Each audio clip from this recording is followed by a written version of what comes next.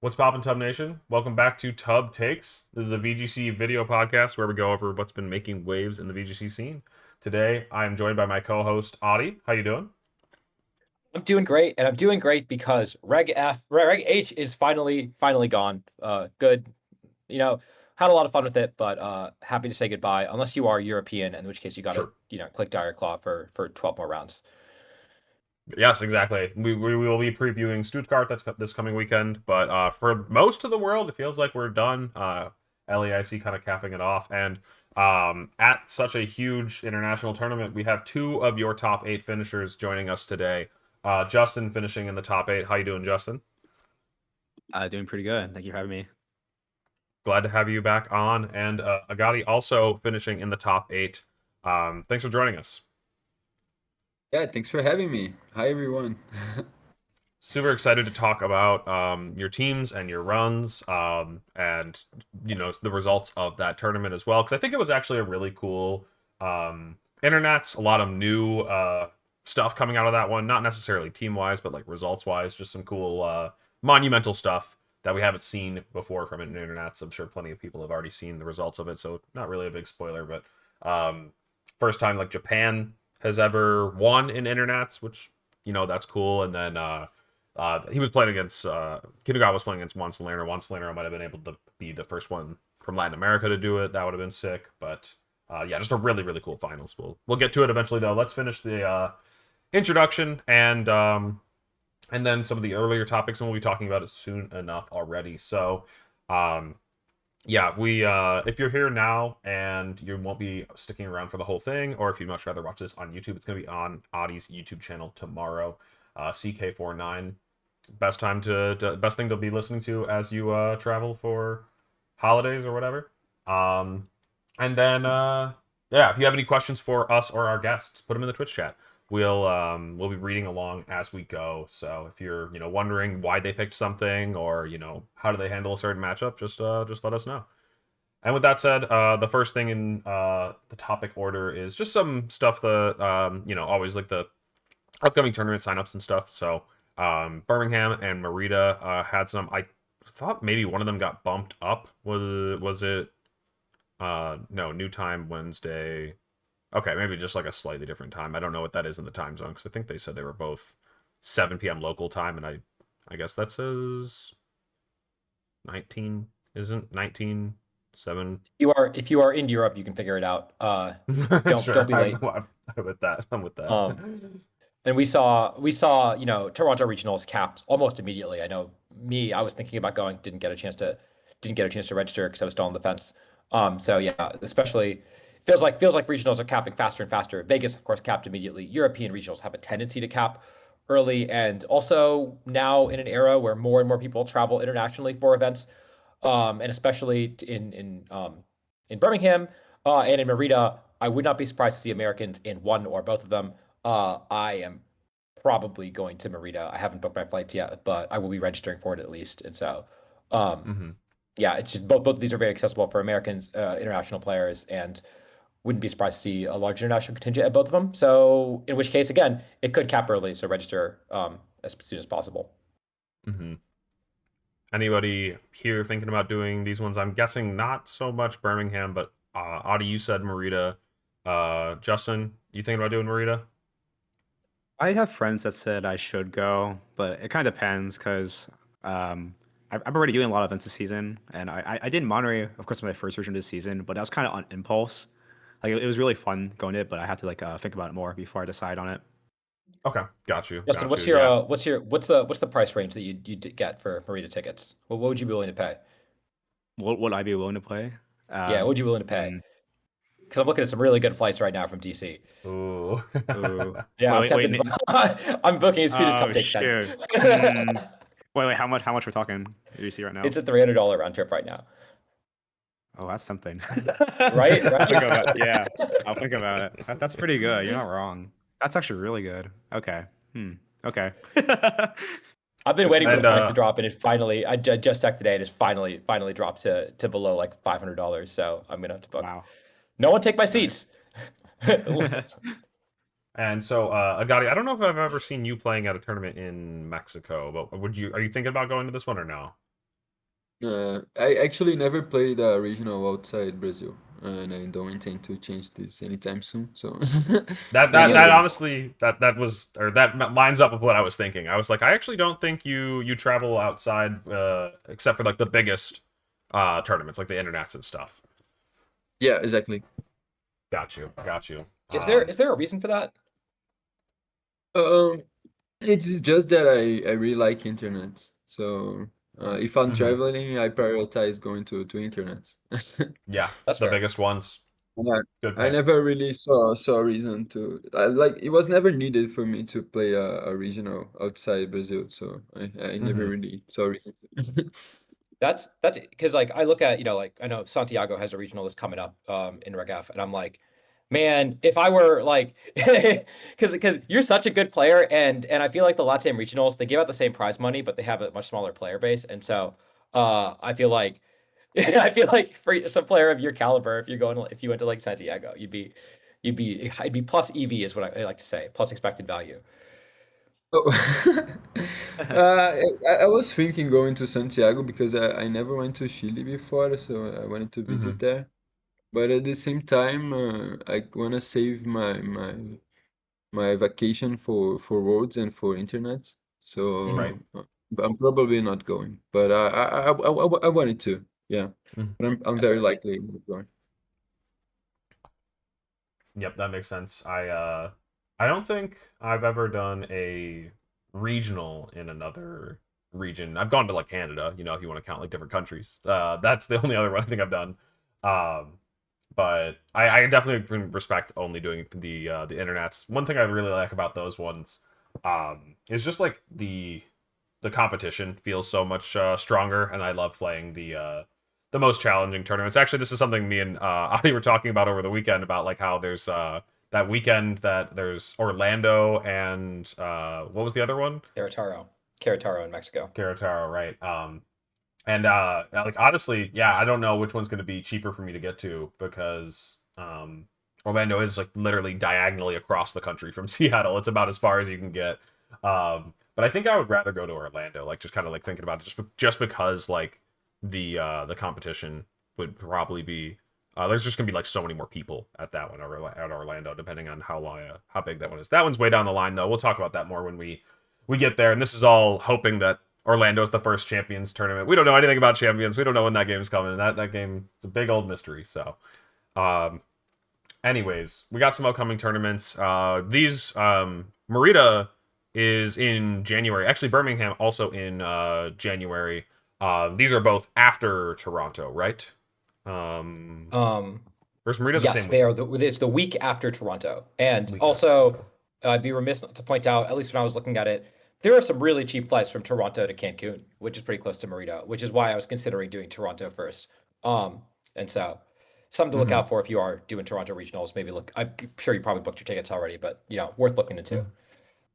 Yeah, the reason I mentioned is just because these are going to be really early on the return to Reg F. Not a brand new format, but we are returning to it.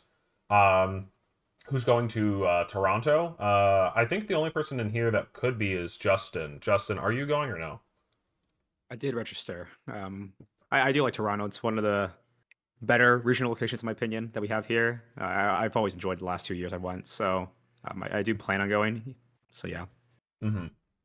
Yeah, Toronto's really cool, really really cool. And I've got some friends there that I would love to visit if I was going, but probably not. So I mean, it's also full, right? So I'm not really going to be trying Yeah. to gun for one of those, what do they call them? One of those refund spots.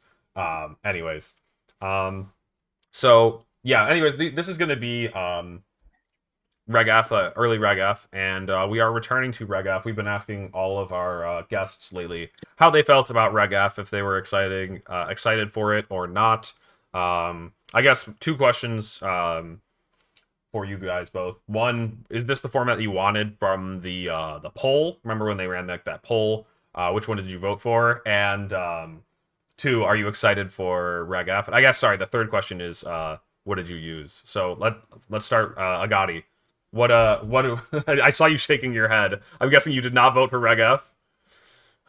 I so my favorite reg from this era is Reggae, actually.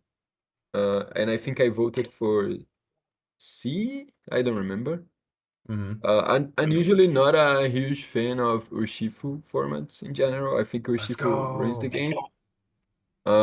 This format, however, there is Raging Bolt. I hate Raging Bolt, but at least it's a reliable Urshifu answer. So I guess it's like less worse. I think Reg F is like a okay format. Like I have fun playing it, and I think it's like it requires a lot of skill to play and to build. But I think there are better formats in this season, so I was not very excited when it was announced. No, I'm with you there. What were you playing when it ended? What was the team that you were using? So in UIC, I use just a boring balance team with Inci, Rila, Urshi, Shenpao, Goldengo, and I think it was Raging Ball. You did you earn Like, points there? I got you. Here we go. Got you. Got yeah, you. yeah, very boring team. No, it definitely looks very boring. I gotta say, I'm sorry. I'm not gonna lie. That's as boring as they get. um, Poison all Jab, right. that's cool though. Which one's that? Poison Jabberish. I just Oh, realized that. That's that cool. one would have snuck past Mhm. me. You're right. Definitely might have missed that going into the game. Um, Stab, Terra, Poison, Poison. Well, I guess it's kind of like Terra Blast. Is it the same base power? 80, right? Yeah, but it can poison. Mm. Um, anyways, Justin, what was your vote, and are you excited for the return of Reg F? I voted for Reg C. I I'm always right thought with Reg you. C was a format that I think it deserved another chance. I feel like that would have been perfect for Worlds. I feel like we were in a cool spot after NIC. That was a really fun format. And am I excited for Reg F? Not well. I was not that biggest Reg F enjoyer. It was like an okay format. I did okay in some events. I did bad in some events. It was kind of whatever. I just didn't really like Raging Bolt balance and such like that. Like EUAC was probably the most boring IC day two I've ever watched.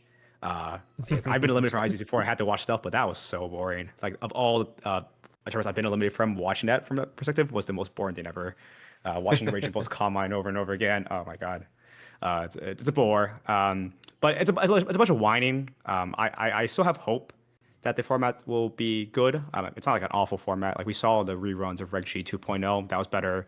Even Reg H 2.0 was like okay, but like there's always some room for like meta development. So I can see it being better in the future. But yeah. Got you. Yeah, I do like holding a reservation, and at the end of the day, we all love VGC enough to play any format that they give us, and give us and make it as fun as we possibly can for ourselves. So, um, yeah, what were you playing at the end of it then? Um, I was just something really weird. It was gouging fire stuff, but it was like sunny day gouging from it was based off Shilang's Oh, I Shilang's was actually was it at UAC? cart team. No, we didn't. Yeah, he 6 freed, but someone a Chinese player did went 10-4 with it. They beat Mm-hmm. Marco for the win in, and they had the same team here, and it was cool. There was Chiyu over to P2, so I actually don't remember why we had P2. It used to be Chiyu. It was for something particular. The team was fine. I lost my win in into Nicholas Khan after losing a rally on stream, so that kind of sucked. I think that the team was okay. Like, I don't know if I would have done well in day two with it, but the team before that, I ran a like water pond balance with like IC1 Flutter and like Hisui and Arcanine in Knoxville, and I didn't really think that was great for UIC, and I couldn't really find anything else. And then I was like, okay, when all goes wrong, use a Sheelang team, and we did it, and we both did in day two, so maybe it wasn't the call, but it had one in day two at least, so maybe it was okay. It just didn't go my way for the tournament. So yeah.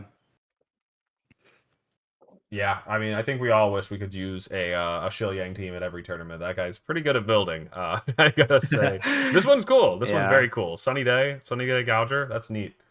it Um, was fun. It was fun. I don't know how good it was entirely, but it was decent during the tournament run.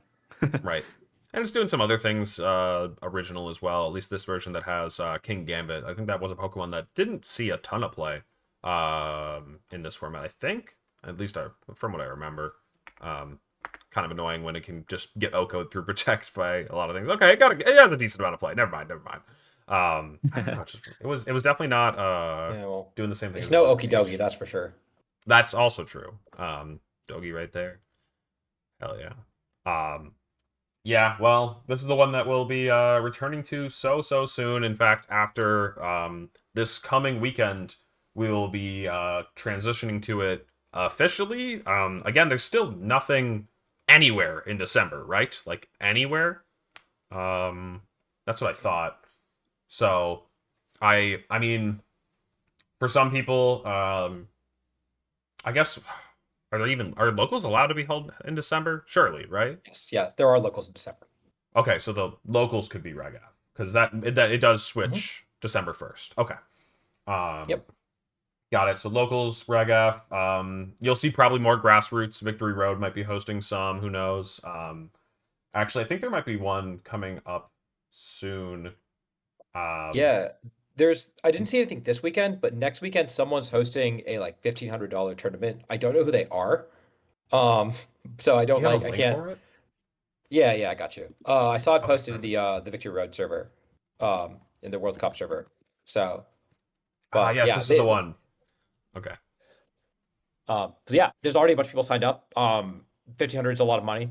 I will like Oh, I that's a don't lot of know people who's already. hosting it is the one thing, and so like I'm always a little Wow. worried that when there isn't someone who has a reputation, then it's always a little worrying. But yeah, $1,500 prize pool. It's going to be a very competitive tournament, and then I'm sure Victory Road is going to host more tournaments in December as well, for their circuit.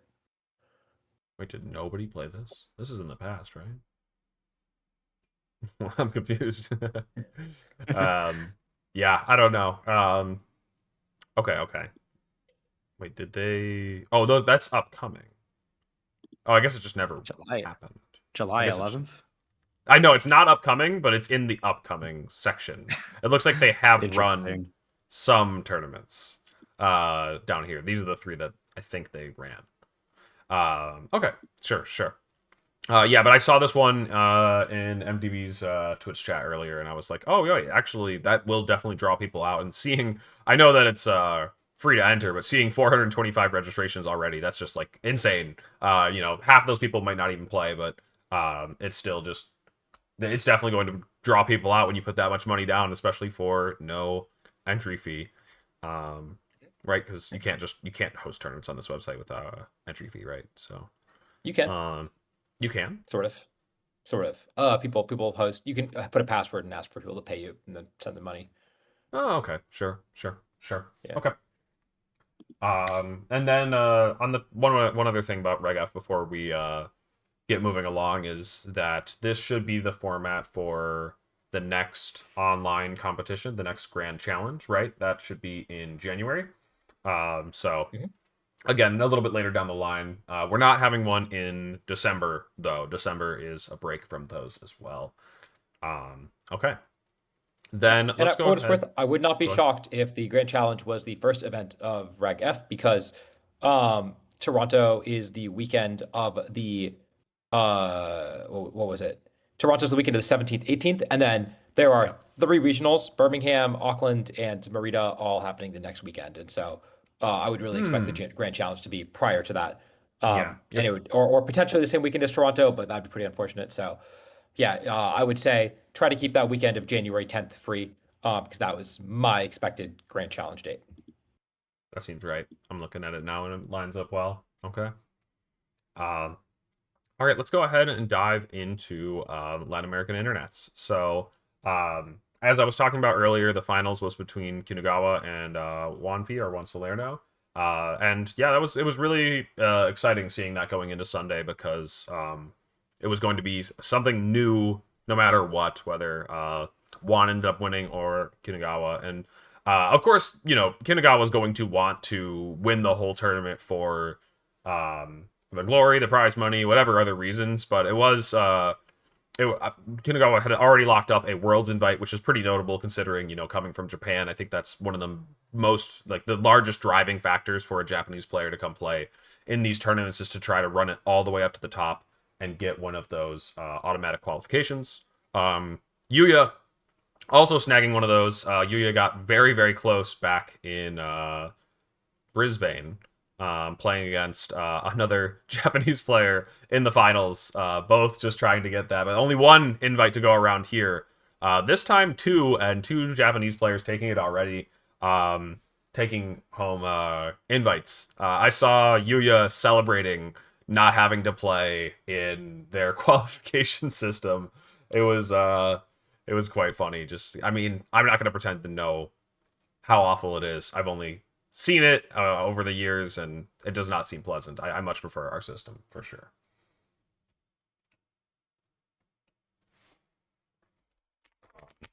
Yeah. With that said, though, go ahead. It's cool to see. I mean, we've seen Japanese players coming to Vegas, and they didn't do very well there, but we've seen them go to Australian regionals, and I believe wasn't the Australian regional also won by a Japanese player. And so yeah, I think that especially the better Japanese players have realized that, hey, like Japan Nats, I don't even think they give prize money, right? They don't get No. anything. So like it's I mean, they get a travel award to Worlds, right? But yeah, like there is so much talent there, and there's so little like reward. Whereas in the rest of the world, if you are good at Pokemon, you are making like thousands and thousands of dollars every year. And so I'm not surprised that Japanese players have looked across the pond and said, "Hey, we want some of that." And here they are, winning internets. And I'm not surprised at all. And I think they're going to be showing up in force for the rest of the season as well. Very exciting.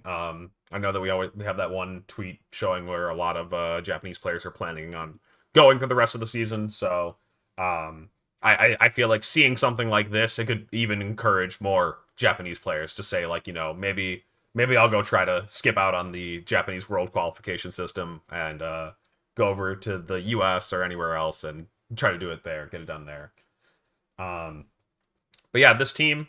Let's talk about the team. So the star of the show is probably the Flamigo, notably not running a flying move and running Feint instead with wide guard still.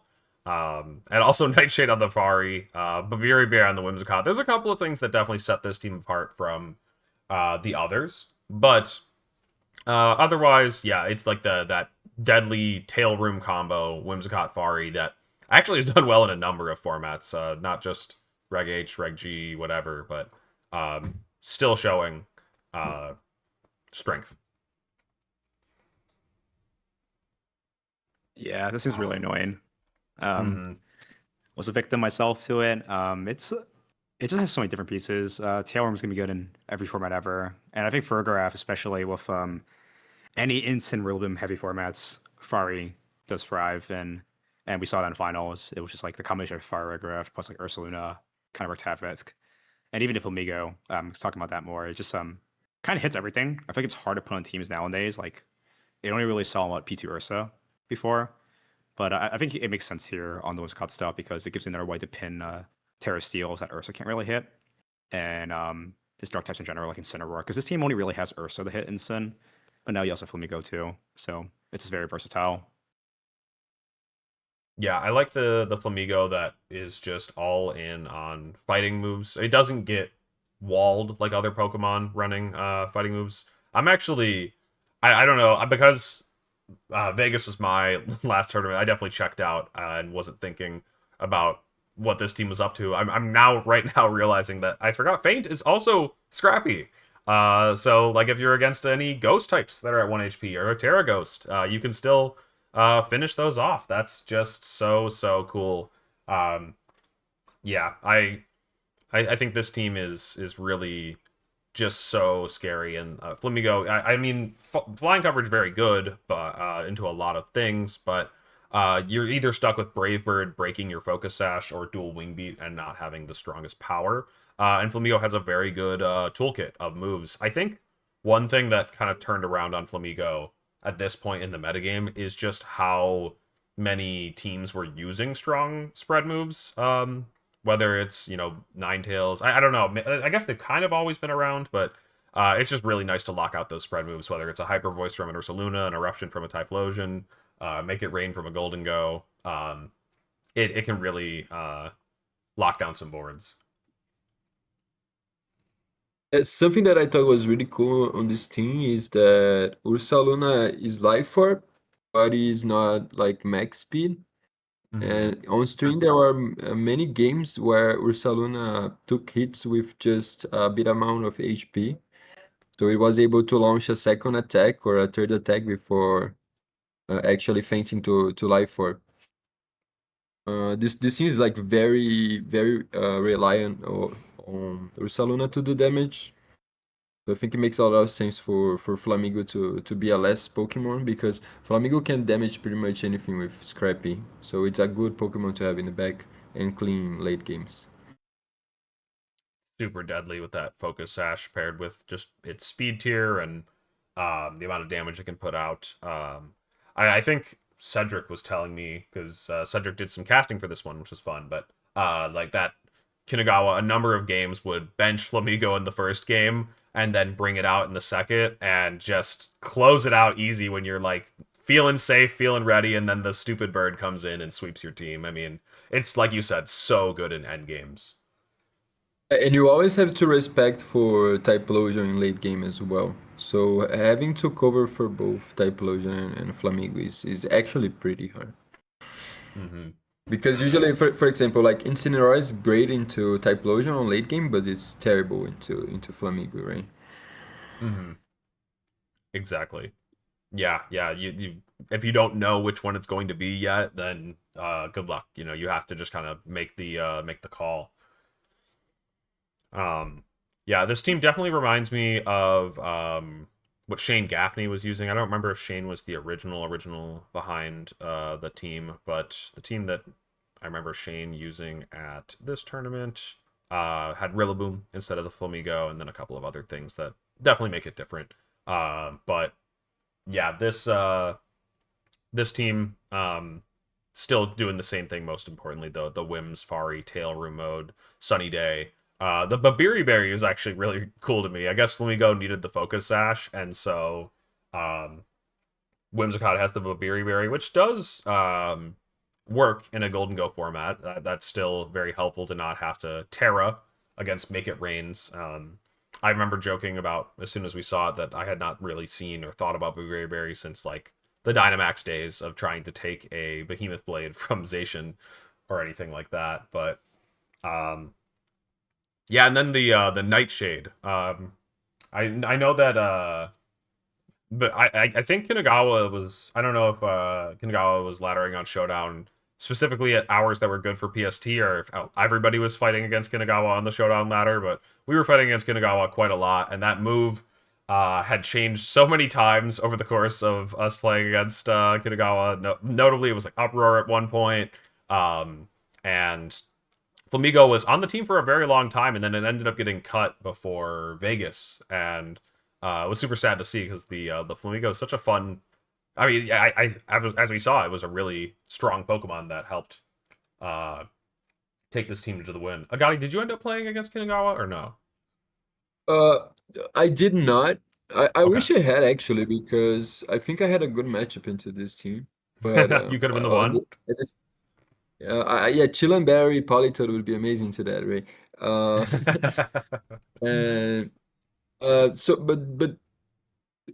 two things here. So one, you mentioned about Babiri Berry. It was very strong in finals because he was able to safely switch into Dragonite, Goldengo, and set up Tailwind. That is really cool. And and I have a fun fact about Kinugawa's run. I did not face Kinugawa, but my girlfriend did.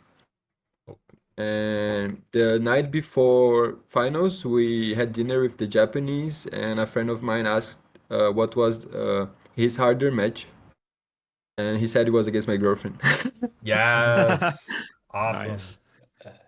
She did manage to win game two, Yep. and in game three, he told me that my girlfriend was in a 100% winnable position, but she didn't recognize. Oh no. I mean, just know that's how you get better. Those you hear about those ones, you learn for the future, and then yeah, just keep building from there. Yeah, yeah. That's so cool. Um, yeah, let's actually because You mentioned Juan's team a little bit there. There's actually not really anything to say about this one. I don't know if Juan changed anything from what was it, top 4 over in Gdansk. I think if anything, it was probably something minor, like maybe the Dragonite was fairy back then and it's steel now or something. I'm not really seeing any other differences. Versus Water Uh, Terra now. I'm pretty sure he's electric at Frankfurt. oh, okay, got you. Um, I do think though, Juan. I was hearing this story before Juan was getting interviewed on stream at some point. Is Juan the global championship points leader now? Um, Yep. Funnily enough, I think Rajan had mentioned that as a topic point to ask you about, Justin. I don't know where you're at. Are you like maybe second? Do you think third or? Um, I am second globally. I believe I'm 1400 right now. Me and Juan, like it's like Juan, he made finals of that the Latin regional before right. LIC, and that pushed him. Because I think we were kind of close to each other, but he had a lot more higher placement in the top cuts that put him. What's it on here? I think he's like 1600 now or something, or 1700. He's He's a at bit above me now. 1753. Ooh, so he's one up He's me by a lot now. a little above you, man. You could win a little regional and bit. you'd barely beat him. You can get second in a regional, you still wouldn't catch him. Yep, yep. I mean, he's been doing really, really well. I remember when people were asking who I thought would win LIC, and I thought Yuma did have matchup, but I was like, Huanfi is by far the best Reckless H player of the season so far. He was throwing these results out. Like I think his top 4 Frankfurt run was really impressive because he was literally 13-0, or he won. He was undefeated till top 4. So and then making finals at LSC after that, and also in our finals appearance, he was very strong form going to this tournament. So he deserves it. No, absolutely amazing run, and yeah, just scary how strong Juan was in the with this team, and just taking tournaments left and right. Speaking of, you said I mean you were talking about who was going to win the finals specifically, but it does remind me to I always forget to check the smart money. Who did we pick? I picked Carson, who I don't think made it out of day 1. I don't know how Kenneth He was finished. 5-3. Kenneth was 5-3. Okay. Victor. Also Victor 5-3, I think. 5-3, I think. Yeah. Chit, Chit I also remember got seeing a picture of his feet. I think he made it to the second day. He went I top think 32, so that's the top closest. 32. All right, there you go. Zach Carlson getting the dub there. Where was I? Okay, over here. So, yeah, just a really, really strong Reg H run though, absolutely. So congrats to him. Definitely a bummer not to be able to take it home for your region. That would have been so cool. But I gotta say, like, just as a fan of the game, also really cool to see a Japanese player win a internets. Like, just a lot of like I said, like the storyline was gonna be cool no matter what happened. This is just the way that it played out. Um, let's actually jump over to your guys' teams and runs, and then we'll finish analyzing the rest of the top 8 here. So, Agati, you started talking about yours, and so let's go ahead and start it off. You were talking about your Chillinberry Polytoad and how it was actually really strong into teams like that. I guess I'll start off by mentioning, just for the people that don't know, because it is a pretty weird item and uncommon. Chillinberry just halves the damage of a normal type attack, kind of like a super effective berry like Babiri Berry. Notably, normal is super effective against nothing, so I guess this is the berry that takes its place and can still help you out if you're worried about something like a Blood Moon that, I guess you can resist it with a steel type, you can resist it with a rock type, but those Pokemon have to worry about like Earth Power. Politoed doesn't really have to worry about that. That's pretty fun. So tell us about the team, how you came to the Politoed idea, and I guess the rest of it too. Okay, so the team is actually very standard except by Politoed, and except by U-turn on Rillaboom over high horsepower. So basically, I think this starts with Belo Horizonte regional, which is the first time I used Volcarona balance in this regulation. So for Belo Horizonte, I didn't prepare for this tournament. I had like literally like 0 games on ladder, and I I literally woke up like 4 a.m. in the morning of the event just to build my team in game. So when building this team, I only had pretty much the Pokemon available in my in my game, like um, and I ended up choosing Volcarona because this is a part of the metagame where like those Dug teams, like those Goldango balance teams, are very popular. So I pretty much choose Volcarona because I think it's a good call into these balance teams.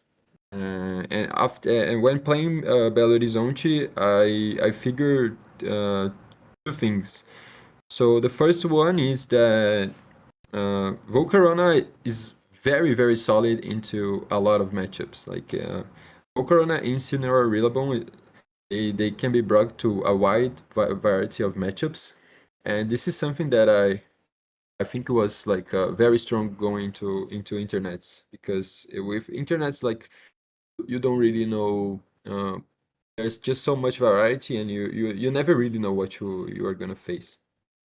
And the second thing I figure as well is that Volcarona balanced teams are great option, like if you want to play longer games and if you want to outplay your opponents. And I think this is specifically very strong in the Latin region, um, because from my regionals experience, I was facing like a lot of weather teams. I think weather teams are very strong in this regulation and are very popular like anywhere in the world. But particularly in Latam, I don't see many balanced players like Juanfi's team, for example, that like these balanced teams that are not reliant on weather, or like Tel Team's team, for example. Like there's Ninetales Alola, but it's not really a weather team. It's more to counter weather team. This is like rain than a weather team itself. You already have Ninetales to So counter weather teams, so you're set. yeah, yeah. So I thought in general Volcarona teams were very strong for Belo Right. Horizonte, but after Belo Horizonte, Volcarona did so well, and I was expecting it to do well at European and American events as well, and it did, especially in Europe. Uh, so going to LAIC, I think the obvious answer was to use Sun, because so basically how the meta kind of developed, it was like, oh, people are using Goldango, now people use Volcarona to beat Goldango, and now there's Sun that beats all the two. So that was my thought process. I thought that, like, a lot of people should be playing Sun because it feels correct. Like, and in fact, like in American regionals, people are already using like Typhlosion and stuff, and Wolfie also won the GC with Typhlosion and stuff. So I thought this was really annoying for Volcarona teams because it's really hard to handle Sun teams and Typhlosion teams with Volcarona. And that's how I came up with Politoed pretty much. I figured that Politoed has good synergy with Basque, and Politoed solves the just Sun matchup by its own. It's crazy. Like, yeah, you have a team that initially was like kind of struggling into Sun, and then by just adding Polito, your matchup becomes like amazing. It's really strong, not only because it boosts Bass Collision, but also because a lot of Sun teams, the only way to hit Volcarona is by doing damage with Sun active. So something that I did a couple times in the tournament was using Rain to set up with Volcarona. And if they try to bring Sun, then I just launch Heat Waves and I'm already boosted. So yeah, this was kind of like my thought process in team building. Mm-hmm. That is so funny. I don't know. Just I had heard, I think Sandy was saying that the Blood Moon was like the most droppable Pokemon on that core, and so that Politoed coming in there to just patch it with this. I mean, it's not really just a Politoed. It's a pretty less than conventional Politoed. On top of that, you have the Chillin Berry, you have the Whirlpool. What did you choose those ones because it was going to be strong in the matchups or just strong in general? What were you thinking with the Politoed there specifically? Okay, so I think Politoed really needs Protect and Weather Ball. So these two were Yeah. like non-brainer. Real Pool was idea that I made like in theory. Like I theorized that with Real Pool, I was always gonna win the Weather War. And I played some games against Marco's team, like the Charizard Sun team. And it was in fact like super useful in this matchup. Because for example, uh, if you real pull the P2, P2 can become useless in the field because you can like parting shot and bring Buzz Collision. And you have like a slot that is useless, and the other slot just won't have enough damage output to deal with your team. So real pull gives a lot of board positioning control.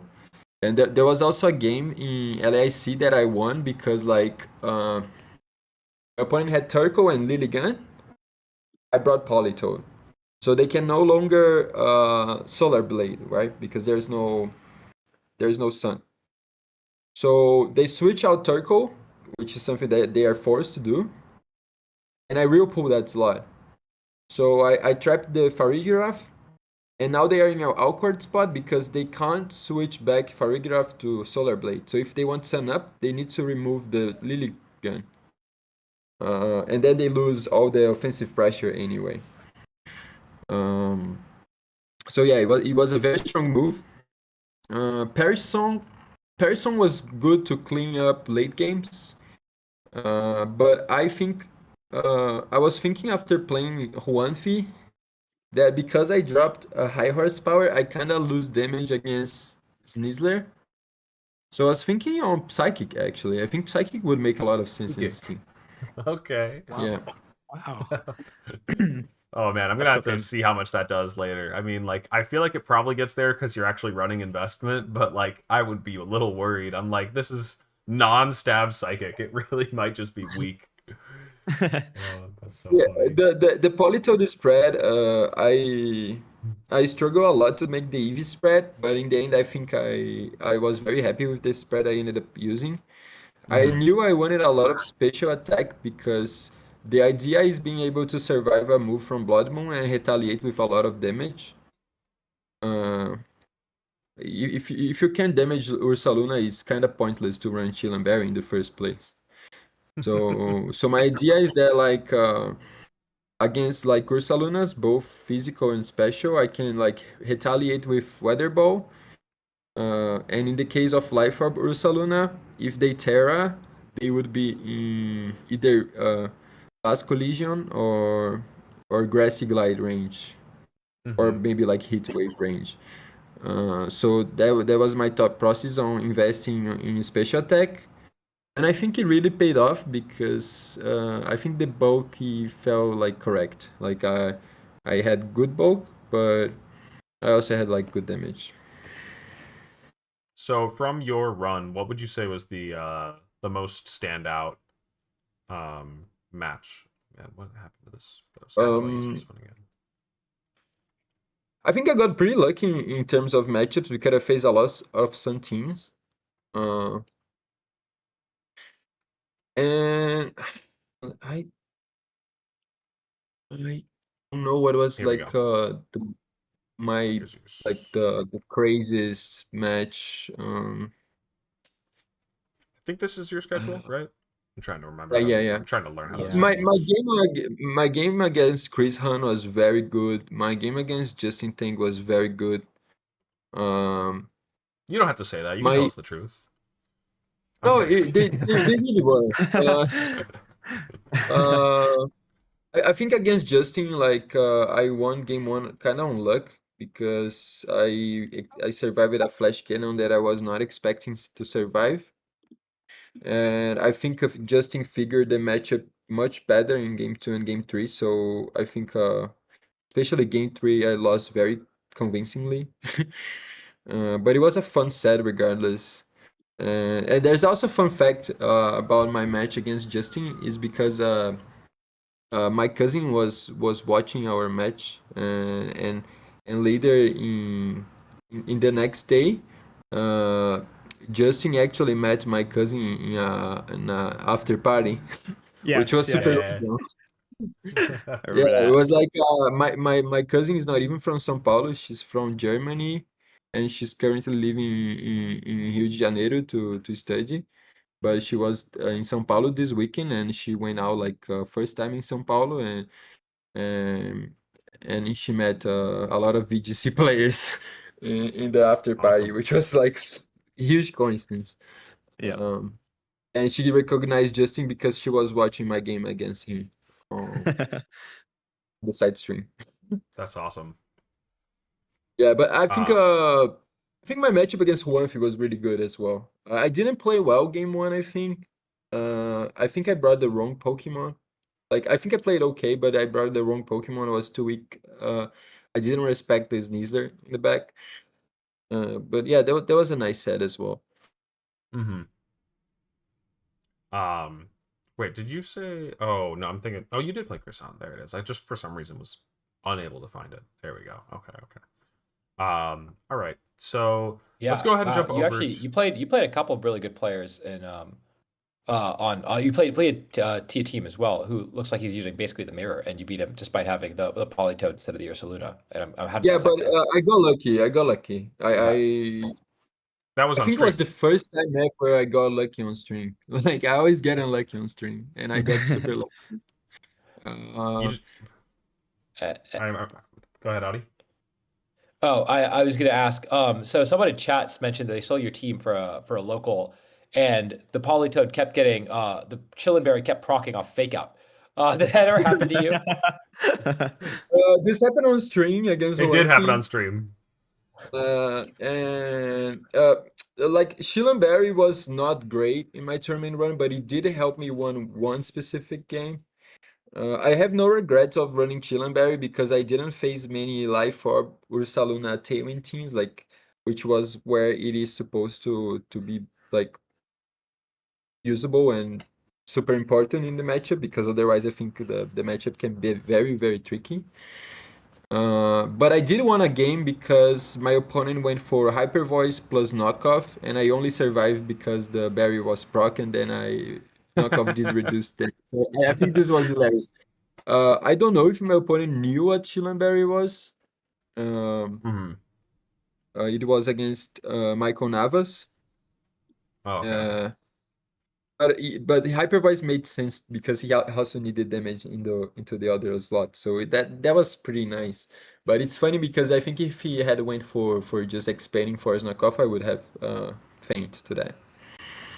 Let's go, Chillin' Berry. Um, so somebody asked in the chat, did you make any adjustments between the two sets with against Juan? Um, I tried like rain mode on game one, and then sorry, you mean between the two different sets, right? Yeah, yeah. When you played Uh, with him the first time and the second, yeah. Oh, in the last round of Swiss, I knew I was already in top eight, probably. Like even if I Yep. lost, because my resistance was really good. So I kind of like played whatever. Like game one, I played super poorly. I pretty much lost the game turn one because I use flip turn and I bring Rillaboom and he doubles into Rillaboom with Scale Shot plus Blood Moon, so I just lose Rillaboom. And without Rillaboom, I can't touch Terra Water Ursaluna, so I pretty much lost turn one, game one.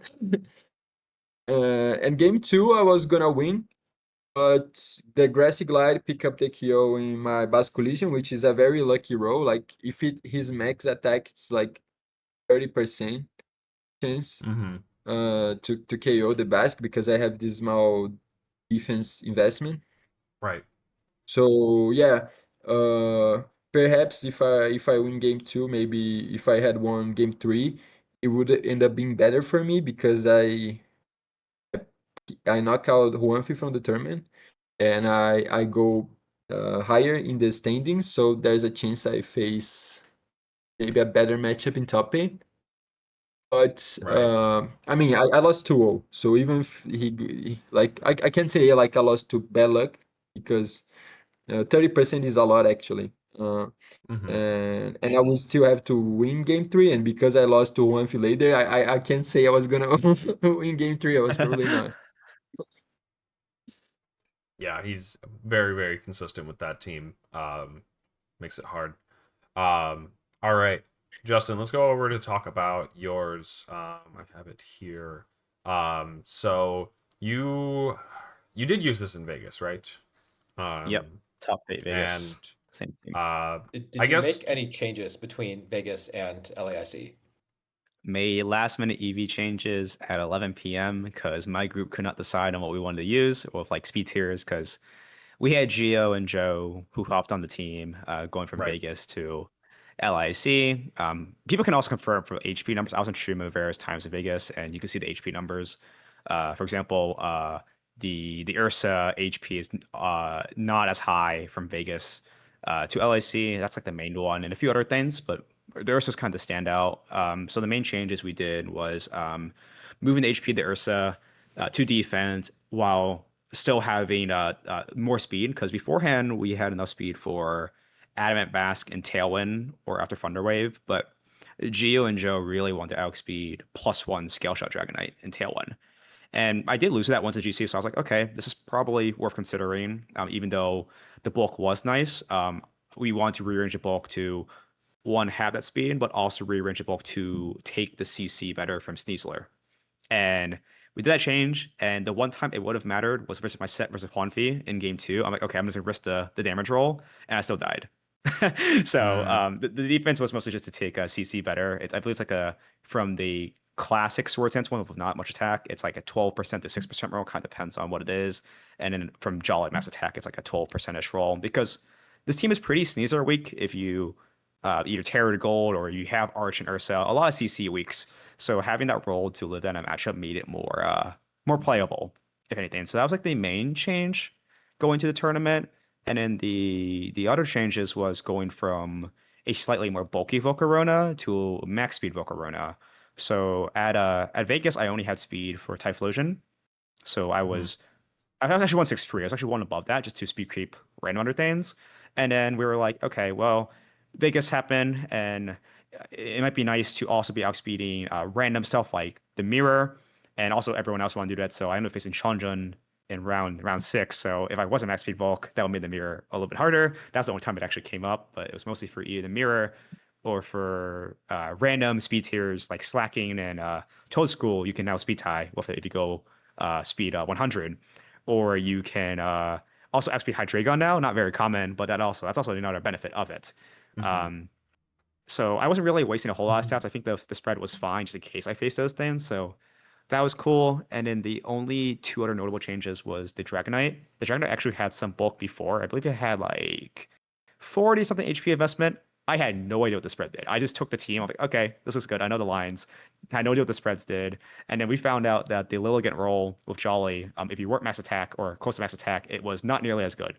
And Lilligant and Sui, they're a little too good at Vegas. I was like, okay, well, you definitely want the better roll. So with 236, you have a like 97, 90, 99% roll to KO with 5 hit. You still need a 5 hit because you're Jolly. But Jolly, we were always Jolly. Jolly was pretty important for other matchups, like outspeeding Mhm. Jolly Scarf Basque after a scale shot, or getting the haze off in Tailwind versus +2 Vocal Runner, for example. That was quite nice. Yeah, Um, and Mhm. Justin, I don't know if you recall, but game 2 against me, you only won because you were Jolly, because my yep. last collision was Jolly. So yeah, I was really hoping you were gonna be adamant. Yep. And I was Yeah. like, the whole tournament was like, why are you using Jolly Basque? Like, Adamant was probably gonna be so much better because, like, what when in like against you team, like, was a speed type and I lost, and against you, you were Jolly anyways. And against Wanfi, I did a terrible play turn 1 because I didn't know my calcs on bad. I thought that like with the Terra Water, I was gonna pick up the KO into Wincing, and then after like not picking up the KO, I was like, no wait, I'm Jolly. Why I'm doing this?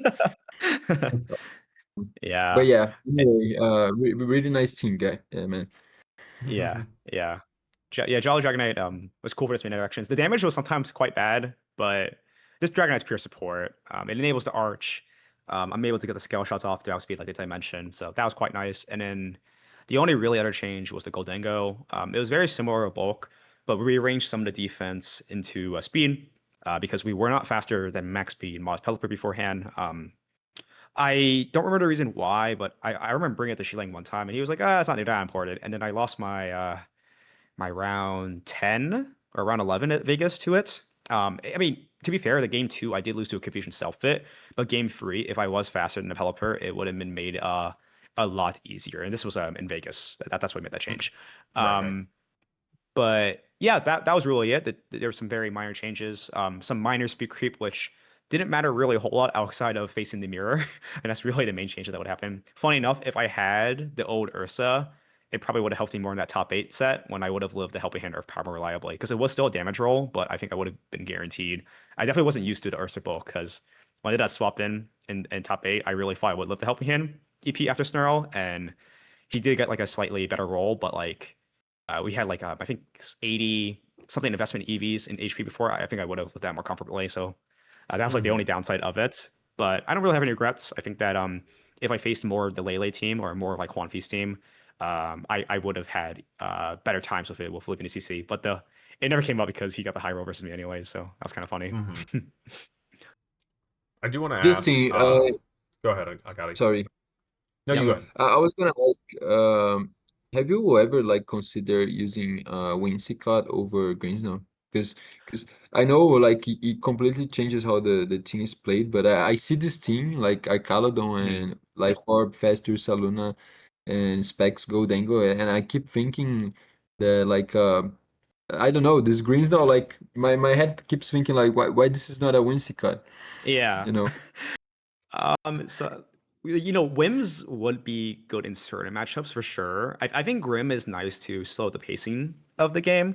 Mhm. Like versus like size spam stuff in general. Grimstar is pretty clutch Oh versus yeah. like Indeedee Sneasler or Indeedee Hattering teams in general. Just setting up the screens and you have so much damage negation because I mean even if I had Wims or Prince or Tailwind, I don't really have any like crazy fast Pokemon. Like I think it makes sense of Mhm. Yuma's team because he has a Typhlosion, and he has like the Flamigo, which is faster than most of my Pokemon here, right? So Ah, okay, having like the okay, double Tailwind and the Thunder Wave here, so like Thunder Wave plus Tailwind or whatever, you have like a Wild Laser kind of control to speed, and I felt like even like versus these faster matchups, Grimmsnarl, even you match Tailwind without it, like you were still getting out damage by them quite hard because you're still moving last. With Grimmsnarl, if you move last, you're taking hits way less from. So I didn't bring Grimmsnarl to a lot of games during my games in Vegas, but I had no regrets of using it in LIC here because I feel like I pulled a lot of matches where Grimmsnarl put in a lot of work. Just setting up screens or quick and Thunder Wave was quite valuable during the run. Yeah, So yeah, for some reason, every LAIC that I play, I always face hard trick. So, yeah, Yeah. um, Yeah. yeah. You Grim gotta was be pretty good ready. versus that. Yeah, I did face one Uh, my round 3, so having expanding for a switch in, that felt pretty good. Yep. um, There it is. There it is. yeah, there it is. Yeah, So Grim was good there. yeah, one thing that I like about this team, and we see it a number of times throughout Regulation H, is just like the double tailwind. It just ends up happening so often where like a team is able to stall out your first tailwind and KO your original tailwind setter.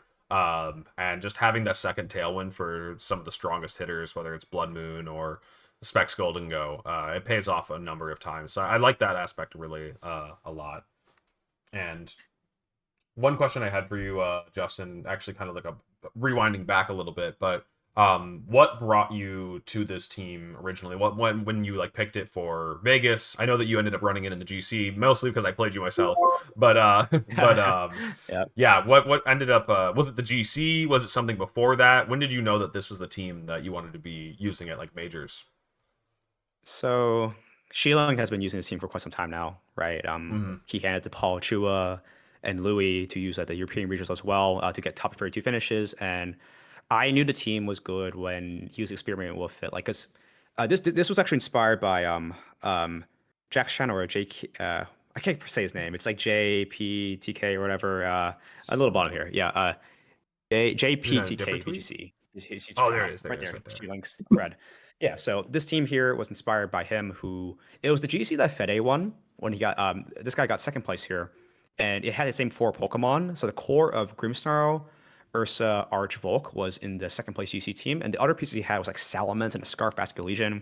But Dragon and Golding are just better Pokemon, so that's why Shielding added them there, and it helped with other matchups. And he like topped the ladder. He was doing really well with it, and I was like, oh shoot, this team's saucy. I was keeping my close eye on it because I was still using my team at the time with the Hisui and Arcanine for the GC, and I was like, I don't want to really screw over them because I was streaming it, and I was like, I think this team could do well for him. I'm gonna maybe pick it up some other time, and then that's what happened. I didn't really do good for my stream run, but watching Sheila get top 8 in GC for NA with that team was really cool.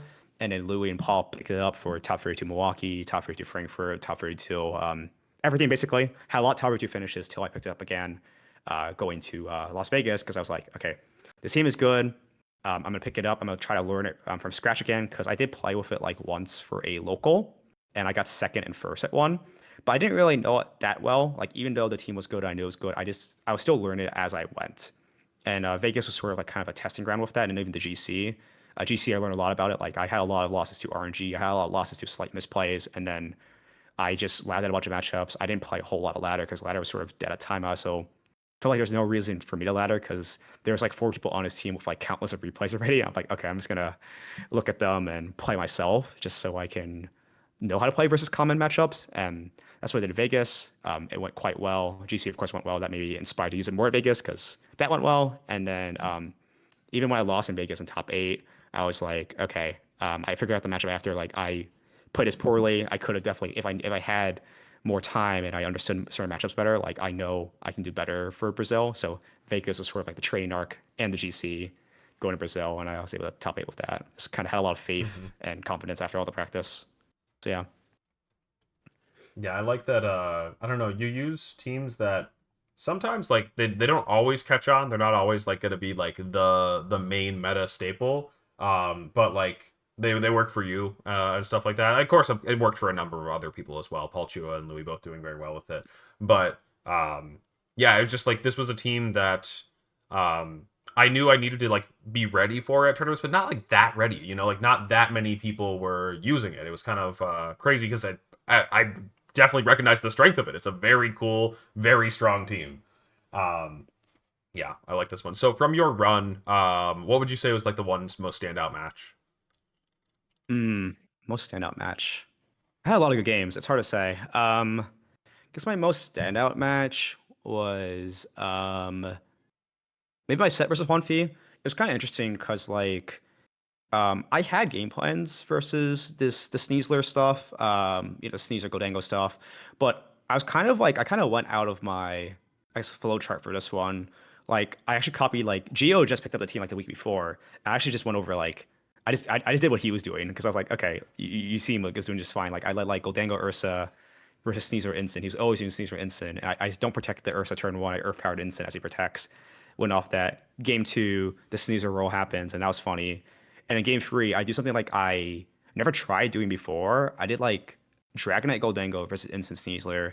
And I know he's going to never CC the Goldango slot because I have no reason to tear in that scenario. I hard swap the gold to Arch and go for a self-scale shot onto Arch as he doubles it but not with CC. And then because I'm so boosted, I'm able to kind of body press spam kind of the whole team. And then I'm able to clean up with Volcarona after Moose Sneasler because it's just Goldango in the way. And like I felt like I don't know why for LAIC, but I felt like I was finding a lot of these self scale shot angles, which is probably the funnest thing you can do, especially when you land It's scale so shot and you fun. have that proc. It's like I was able to find that position in so many games throughout a lot of my Swiss rounds, and it just felt really good to pull it off. So like I think that's like the standout for me, just pulling out that self scale shot stuff. Yeah, pressuring them with something terrifying, something so scary, like a Life Orb Blood Moon, and they're like, all right, well, I have to play defensively around this. It's going to kill my whole team. And you're like, actually, I've just created Exodia. You can't break this Archaludon ever, you know? Yeah, Exactly.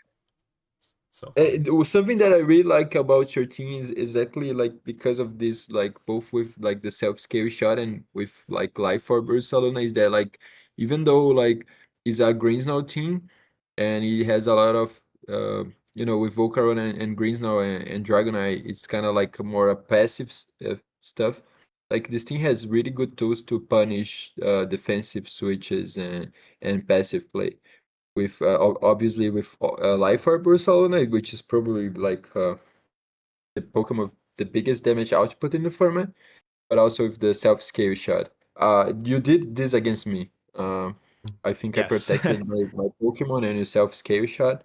And, and I think my team was like had a lot of defensive pieces and a lot of tools to reposition, and you were still able to punish this with your play. So this is something I really like about your team.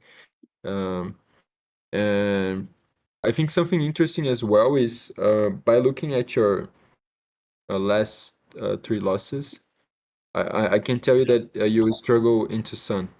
Um, Yes. Yes. and Um, and it's funny because I think this shows how much of a tournament run can be different, and at the same time both players can succeed, because my team is the opposite. I think I have a good Sun matchup, and we are both in top 8 with very different schedules, but we both face a lot of very strong players. And I think this just shows how like a tournament run can, like how much the matchups can like be so much different, and both teams can still be a good call for a tournament.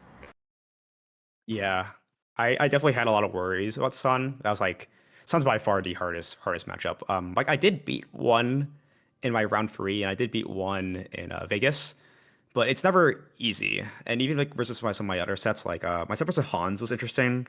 Game 1, I definitely high rolled more with T Wave. Game 2, he high rolled more with Sleep Powder, and then Game 3, I tried not forcing the RNG on both sides, and I went for like a different game plan of like Dragonite Goldengo because he's always really like jump off Torkoal.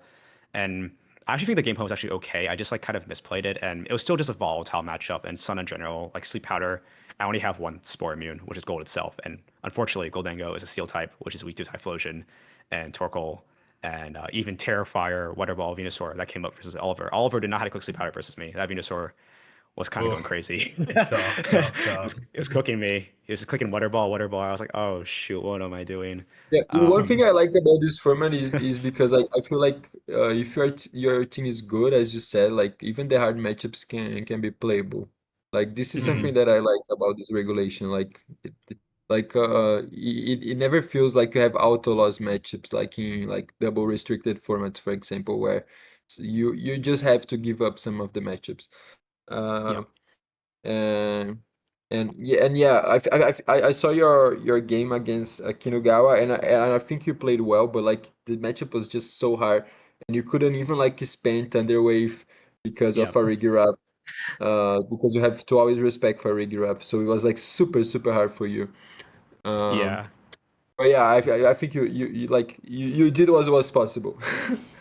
Yeah, the game 2 versus Kindergarten, I was actually I thought he would do the Trick Room game plan again, and I was trying to preserve the Grimstar alive because my one out when I'm kind of lost and I feel like the matchup's that bad, I was gonna self T wave my own Ursa if he ever said Trick Room, so I could undisputed his Ursa and try to kill it. But then he had the Yeah. tail on one, so I was like, oh shoot, I'm cooked, and I got smoked the game 2.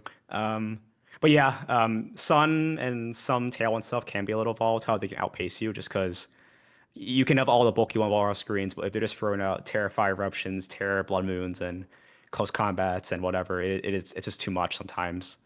Um, but yeah, I'm happy how the team was. It definitely felt like all my games were playable, even my hardest matchups. Even though Yuma kind of smoked me, every other loss I had, I felt like I had a fighting chance, which it's not something I can always say with teams I use. So yeah. This is just the funniest part about this new website. Somebody asked if table 201 was table 1 for day 2 because you played at it like so many times. Yeah. Um, okay, that makes sense because like it's so stupid. I don't need this stat. I would much rather know like your opponent's win record or win rates in the tournament, but instead I get to know what table you fought them at. That's awesome.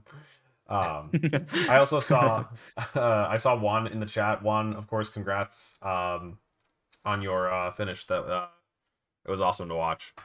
All right, let's actually go back and dive into the rest of the results of the teams. Yuya ended up making a small change to the team that he used to get second in Brisbane. I believe there was a Basket Legion instead of the Incineroar. I think so. I'll go look. I think it was a Basket Legion instead It of was the. that, Yeah. yes. Yeah, Yes, okay, Basque. I got it right. Changed to an Incineroar. Otherwise, mostly sticking with the same stuff. And yeah, I mean, without But the Basket Legion, go ahead, Adi. yeah, I mean, you're kind of writing that off like it's a small change, but like that's a crazy change for Rain to make, right? I don't think we've seen a Rain team without a Rain abuser. I mean, obviously the Arch is a Rain abuser, but like Right. without like a water type Rain abuser really do well ever, really. Like it's just not Mhm. super common to see. Um, and yeah, that's just like I was just thinking about, Rain has really fallen off towards the end of the format. It hasn't really done very well. It's done okay, but compared to what it was doing early on in the format, where it was the team to beat, it really felt like people have kind of figured it out. And now here it is in top four, dropping what a lot of people would have said is the most important part of the Rain team in the Basket Legion. Mhm. And so yeah, it's really crazy to see that, and I'd love to hear what you guys' thoughts on that are.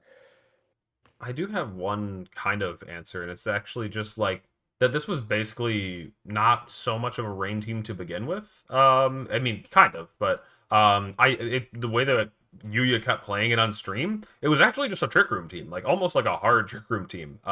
Just leading with one of the two Trick Room setters almost every game, and very occasionally busting out the Pelipper Archaladon on turn one mix up and saying, if you were a little too ready for stopping Trick Room, these two can be good for that. And then ultimately Tailwind as well, Tail Room, just doing incredible in this format. But yeah, it was just like funny to me seeing this team being like a very successful Trick Room team when, like, I don't know, you see a lot of people try to like make dedicated Trick Room work with all those Indeedee Hatterene teams, but this is just it's a bit of an odd bunch. None of these are bad Pokemon, but it's just so funny that this is the one that's finding the most success for a team that's like trying to set up Trick Room just about every game.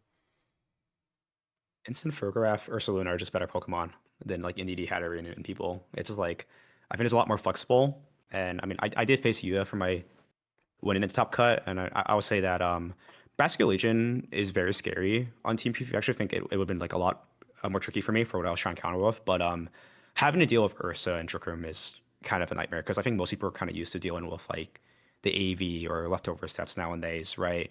Or even if you're going against Life or Ursa, you're expecting like a more tailwind offense team. But if the Ursa's underspin your whole team except Trick Room, it's just like he's so many ways to set it up. He's the Sinistcha as well to heal it back up because this Ursa is actually surprisingly really bulky. Like I think I Draco Meteor it when it was like 55% and still lived. It was able to recover it all back with the Sinistcha. It's just really annoying. And Instant just supports that for graph mode quite well. Because I think with Basket Legion, you're kind of playing two different teams in a way, right? But with Instant Fari, you can lead that more reliably, and he has the raid mode as a mix-up if he really wants. But even without Basque, you can do Instant Arch with like Sinistcha back with like Instant or even Ursa, right? Ursa is still a good Tailwind abuser, and that's not really abusing the rain, but Arch is all you kind of really need. You don't really need Basque Legion. You have so much raw damage output from the Ursaluna. And just Pelipper. Pelipper used that rain pretty well too. Like Pelipper's just a Oh, beast. true. I love that Water guy. Ball. Yeah. It's hard. Yeah, Aji mentioned like about rain like being everywhere in early in the format and then in late format being like less playable and I guess less spammable as well. I think this is mostly because the Sun teams become a lot stronger and a lot like better. And also I think 90 Tails alone also like it's just so annoying for Rain because a lot of teams like otherwise would have a bad matchup into Rain just by having Ninetales. The matchup becomes playable. I think my team is an Mhm. example of this. Like Volcarona balance, he would struggle against Rain if it wasn't by Ninetales, but just by having Ninetales, uh, just like Politoed how completely shifts the Sun matchup, Ninetales completely shifts the Rain matchup. Mhm. Um, and same for the obviously same for the Ursaluna version with like Terra Electric and this kind of stuff.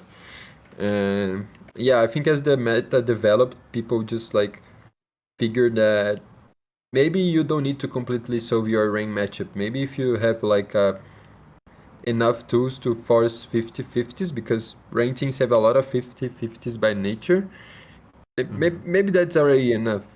And this becomes very annoying for the rank players, right? Because I really tried to use rain before this team. I really tried making Polytoad Kingdra work for LAIC, and I ended up dropping the team because so many 50-50s. Like Yes. I don't know how ranked players can like play with rank like so many rounds because it's so stressful. And I was also very stressful because I would always miss Muddy Water in my GC run. I was like, no, I'm not gonna risk with this. Even though I thought there could be a great call for the tournament. I was like, no, I'm not gonna use Muddy Water. That's a terrible move. I'm not gonna use it. Rain players are next level because it's so annoying to fight against, so funny. I mean, like Victor Medina, really a strong player for being able to find much more like safe paths with that type of team than most players. I remember in like the GC, maybe not the most recent one because I didn't have Rillaboom, but the first one when I was using Zine Team, I just started grassy gliding every single Basket Legion I saw on turn one. And I was just like, "You're not gonna switch to Arch. Like, I'm just gonna kill you." And that actually just started working like 100% of the time. It was just like this next level, next level, next level. You think I'm smart enough to not, but no. But like but you kind of have to do that stuff on Rain because if you let them get enough turns right, then the momentum you basically you don't always expect to get up two reigns. As soon as you lead Pelipper, you're kind of like putting the game on a 5 turn clock, and you want to kill as much as you can and get your arch as many boosts as it can during those 5 turns, because afterwards, that's a lot of times that's all you're going to have. Pelipper a little bit hard to keep alive. So I think that definitely plays into it. Why you have to be so aggressive with the team, but I can understand why that's not your style. It's not really my style either. It can be very annoying though to play against. I did try No. to run Surf on Kingdra after seeing someone doing well in Europe with Surf. I think making day Oh two yes, on stream. it was like The Jacob or Weezy But team, something. right? Yeah. and like Surf is good. Like it's fine. But I think it makes the thing a lot more linear because if you have to click Surf, either Politoed or AV Arcaldon needs to be on the field. So you lose a lot of flexibility because of that. Because obviously with Rain, you often need to proactively switch your Pelipper to have weather control. And there were like I was seeing myself in scenarios where I wanted to switch back Politoed. So and launch a spread damage, but I couldn't because I was running Surf. So I was like, the optimal is place to run Muddy Water, and I really don't want to do that. So I Yep. just gave up on the team.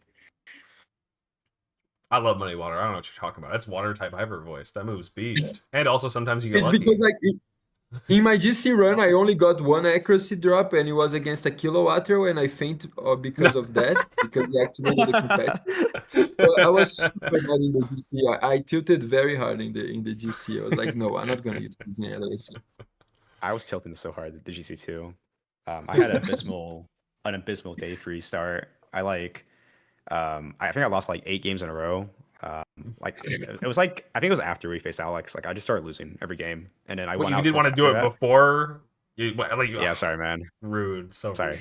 rude. I was losing so many games in a row. I don't know like what happened. Like I was just like either misplaying or like every Blizzard or Dire Call would proc me. I lost to like a Ice Beam melodic with Wheezing, and like my arch like froze for like 6 turns, and I was like, you gotta be kidding me, man. No. Yeah, yeah. GC is a beautiful thing. That's the only place you can experience stuff like that.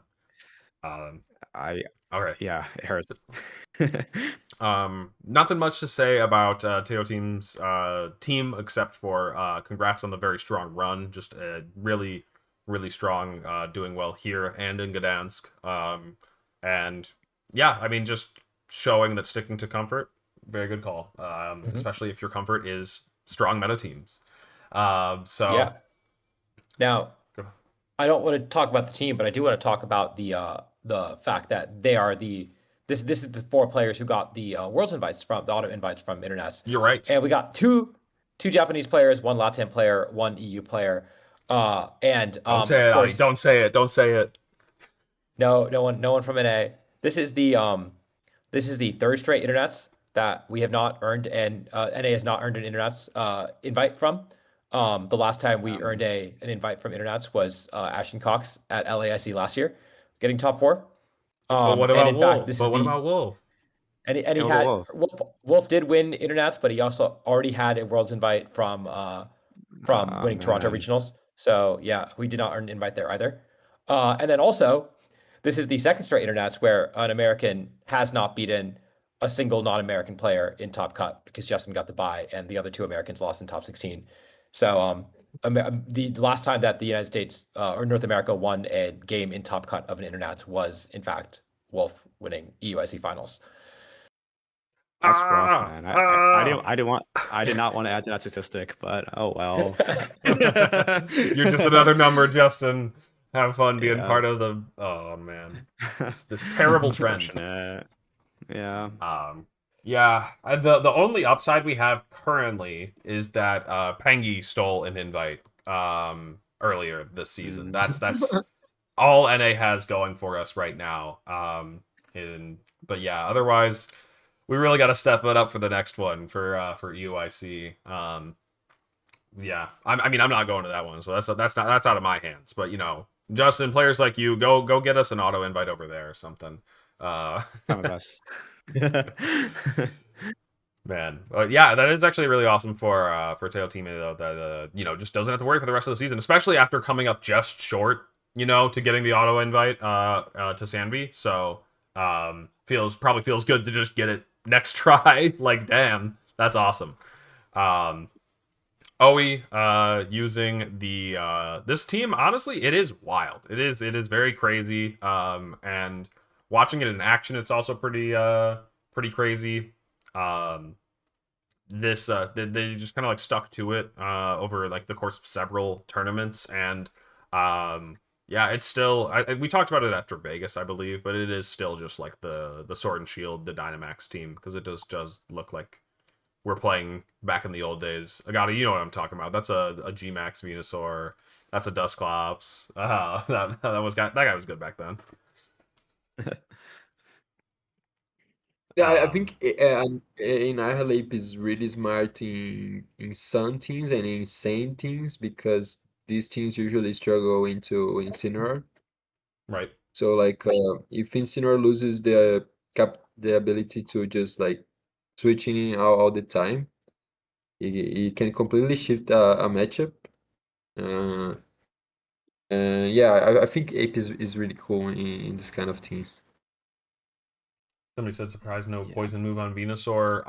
Poison moves, they're pretty decent right now, but the coverage that Venusaur gets with these moves works so well for it and for some teams in general. As Agati was just saying, you want to have ways to hit Incineroar, and Earth Power can definitely help you do that. You can Eruption and Earth Power into an Incineroar if it like comes in on the switch in, and that will probably just get rid of it. Otherwise, Weather Ball hits a lot of the things that Venusaur might struggle with otherwise, and uses the Sun. So it's just like it is basically stab anyways. It's stronger than the Earth Power. It's a very very strong move. So sorry, it does more damage than even like Sludge Bomb would do, right? Into a neutral target, just because it has the base power difference there. Team is so annoying. He smokes me. He got the lead. Well, I don't think I got the lead. Well, he completely got me in a lead game too. So like game one, he beats me with instant clops because I scale shot Terran and Blood Moon the Dusclops and I missed the scale shot. And I think that mattered. I would have killed the Clops after the Blood Moon, but it was hard to say. And I basically lose off turn one because of that. Kick gets in Torkoal in TR. I break my Terra. My whole team's with Eruption at that point. This Terrifying Eruption, I just lose. And in Yep. game two, I'm like, okay, I'm gonna cover the Trick Room better. I'm gonna lead Goldango Ursa. And he just leads Venusaur Torkoal and just Water Balls my whole team. It just Terrifier Water Ball just destroys the Ursa, blows up the gold, and I just had no chance. It's very oppressive. Just having cover for the Tricker mode or just the fast Venusaur mode off lead is very scary. And I mean, he wasn't using the Ape Dragonite, but that's also like coaching Dragonite is very good. It's probably like pretty good for like I'm assuming his like rain matchup. That's usually pretty good for those teams, I feel. But yeah. Mm-hmm.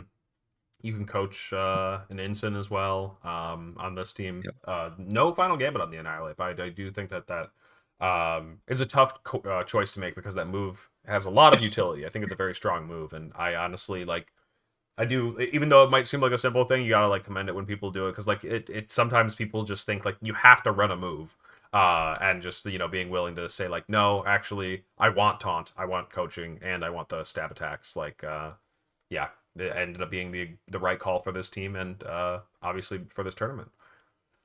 Yeah, I Um, really like coaching in Airleap with Dragonite because this is actually a very powerful lead against a lot of things. mhm, Especially like slower teams. You just like coach like because obviously like Ape, Dragonite with loaded dice like hates getting intimidated by Instant. But if you lead Ape Dragonite, you don't really care about Instant. So this leads like is so solid against so much stuff. And with like the yeah, focus session, the mood scale, they are never gonna one shot you with neither of the Pokemon. So yeah, I yeah. think this is a really cool lead. I don't know if Oliver used this lead a lot, but I I, I saw this lead in best of one like GC games, and I thought it was very strong, especially in best of one because you really Oh, never best know one's what's a gonna. demon. Yeah, Evil, evil. Um, no, 100%. All right, so yeah, I think then oh yeah, so this is actually just Joe's team from last Reg H run that Joe eventually gave up on. I'm just curious, Justin, on his behalf, because you were hanging out with Joe probably over the weekend. Was he kicking himself seeing this team do well, or do And you Joe not was know? so annoying this last weekend about this. Well, not about this team, but because we were working together, he's like, "Man, I'm never gonna work with Justin again. This is the reason why we don't work together." I should have brought sand because he was looking at his schedule and he was like, "Imagine if I brought sand, I would have been cut." I'm like, "Bro, shut up, man. You are not gonna do that." It's like you're gonna wish for it and it's not gonna happen because you jinxed it or whatever. It's like you can't look in the past like that. I don't know, but I'm sure he was kicking himself. Right, He was for either not using Sand or not using Sun again. Because when he dropped Sun for Vegas, it all popped up there. He ran Sand, and then true. he dropped Sand for this tournament. And I mean, even Sand did. Someone used something very similar. Top 16 was Sand there too, and he didn't. And someone took his team here in top 8. So he's probably kicking himself a little bit. I mean, personally, I thought our team was fine. Me, Gio, and Chandra did just okay. I don't know what happened to Joe, but yeah, he was kicking himself just a little bit. But yeah. Right. That is too funny. No, you can't. You're absolutely right. You can't have that mindset. You got to think of it kind of like a butterfly effect. Like if you picked the other team, you wouldn't get the schedule that you got. Like Exactly. you would have played something completely different, and it would have been miserable in a completely different way. Or blessed in a different way. Who knows? Anyways, um, Mhm. but yeah, that's pretty funny. Okay, we covered all the top 8 ones. Anything spicy in the rest? Billy ended up running the rain version of the Fari Ensign stuff, which is definitely pretty funny to me. I also did Terrifier on the D Knight on why not? Why not? Don't get burned on I don't know actually. I don't actually know why it's fire. I'll have to ask him. But Silk resist Arena. ice and parry, so I guess makes sense. okay, sure. Um Yeah. Somebody asked, did Geo find his backpack? Did he lose his backpack at the tournament?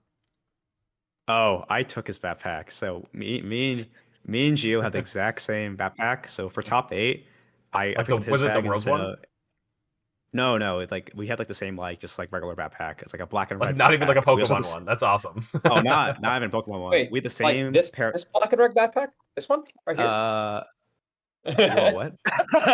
Yeah, no. Yeah, very similar bags, and we also have the same pair of socks, or like same kind of socks. So like we're like Wait, twins, wait, these and socks right? No. yeah, no, whoa, whoa. Imagine. So yeah, yeah. So I took his bag, and then I open it, and I'm like, "Where's my team sheet?" And I'm like, "Oh my god, I took Gio's bag." No. So they had to escort me back down there, and Gio was looking for his bag as I came back, so I replaced it. And when he came back, he was like, "Oh, there's my bag," and he didn't know it was me until we talked about it after. He's like, "Oh my god, you took my bag." So yeah, I did take his bag before top 8. Man, Hmm. that's so funny. Oh man, oh man. Um, So, it is cool that I think like the coolest teams in the tournament did do quite well. But and made top cut, which means we don't have to talk about too many teams that did. that didn't that you know we're in top 32, top 64, but there are a couple that I want to talk about. Yeah. The first being the one that Carson was complaining about a whole lot after losing to them, which is Jerry I Woods, noticed. and the Flash Fire Heat Suite Arcanine. Oh yeah. That's insane. Yeah, he was With complaining the about this a lot, I gongs. remember. Because it's like, what can you do versus this? You're using Lily Cole, and then you see Flash Fire. God goes to Sweet Terra Arcanine. With Terra Fairy. Well, Fairy, you can't that break it. no, literally can't break it. That's nuts. At the Yeah. Anytime. previous tournament in Vegas, I played against Saraledge round 1 with Flashfire, and I'm just like, are we serious right now? I actually had to use Life Orb Amoonguss to break through that one because it was Terra Grass. I was like, all right, Amoonguss, you're up to bat. Anyways, yeah, this is super funny. I mean, that's a demon set. Oh, also sub on the backs. That's fun. I like that. I mean, Ice Shard's also like an incredible move, so that's a tough call to make, but yeah, that's pretty funny. This team has like priority moves on literally every Pokemon except Volcarona. There's so much. No. I guess no Ice Shard on the backs. My bad. Whoops. Um, but But yeah, every single that's Pokemon has a priority move or can boost its speed, which is pretty crazy. yeah. If you can't protect, they all do have priority moves. Yeah. No, I know you were saying something else. I know. I was saying if they can boost their speed, so they don't need priority moves. Yeah, that makes sense. But the other one that I want to talk about is there was a Mamoswine that did pretty well. That's our Mamo. and Yeah, it How started off many 7-1. memos? I remember I was looking at a team like, should I be wary about any 7-1s? And then saw this. This is kind of scary. Specs with the Life Orb. Yo, this is fun. Sure. Honestly, this does just kind of look like the Guts Bear teams somewhat. It only has like 3 Pokemon in common, the Ensign, Kilowattrel, and Golden Go. But basically, if you just said like I'm not interested in setting up Trick Room at all, and I don't really think Amoonguss is strong right now, then you can run something like this and just spam Ground Ice. Ground Ice is really good together. Electric and Ground also pretty good. Kilowattrel very good for these physical attackers. Not that Mamoswine can be intimidated, but you know, you can discharge next to it. That's fun. That's pretty cool. That's pretty fun. those I like that. those were the standout teams for me that made day 2 that we wanted to talk about. But you guys were actually at the tournament. Anything crazy that you guys saw that you wanted to talk about or bring up? Yeah, I'm not so sure because I feel like a lot of the standout teams were in that cut for me. But if there's Mhm. anything outside that, I guess you're looking for, you're scrolling down right now. Yeah, I'm just Yeah, taking a glance actually, I right now. didn't face any crazy thing either. I think everything that I None. faced was something that I had already seen before. I guess Darsh's team was interesting. I thought Darsh, that's what I yeah, was, Darsh did have that Mhm. bulk up, Guts Bear, Surf spam on both of these guys. Yep. Mhm. Yeah, that's He pretty funny. he backed up his 7-5 performance in Vegas with another 7-5 performance at LAIC. You know it. Does that You mean he's a know red it. trainer or is he a green trainer? That's the question I'm asking. That's a question. Justin, what color are you? Did you watch the video? I did. I watched the I video. did. I did watch the video. I think I'm a green player. I also think I'm a green player. Oh man, that one is too funny.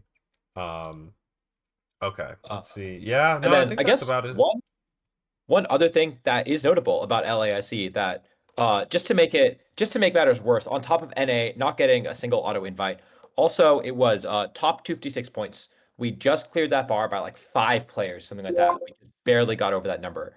And that means that a whole lot of 4-4s got points. I think like almost like like a whole lot of 4-4s got points, including Wow.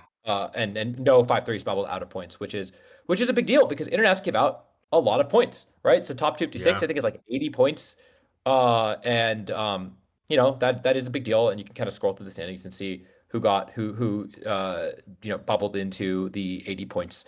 I Sure. guess not bubbled into, but you know, got the because of the number of players got those extra point payouts. And um at the end of the season, obviously for Latin American players, I'm sure that's going to be a big deal because a whole lot of them got points for that. And that's going to make the bottom end of the standings a lot more competitive. And then similarly, I see a lot of names in the North American list of players who I feel like I'm competing with for a Worlds invite, and then getting that big payout that is equivalent of making day 2 at a regional is it's just something to think about. As it was the first thing I looked at when I saw when I was checking the standings day 1 was how many players are there, how many people are getting points. Because I'm always thinking about that sort of thing. Adi, you're setting me up with a pretty good transition into our next topic, which was something that Bruno just kind of mentioned on Twitter. We were like kind of like asking questions. We're like about 1/3 of the way through the season, with one internet's down and 2 to go. So people are talking about like what are the invites going to look like, or what is the world's bar going to look like?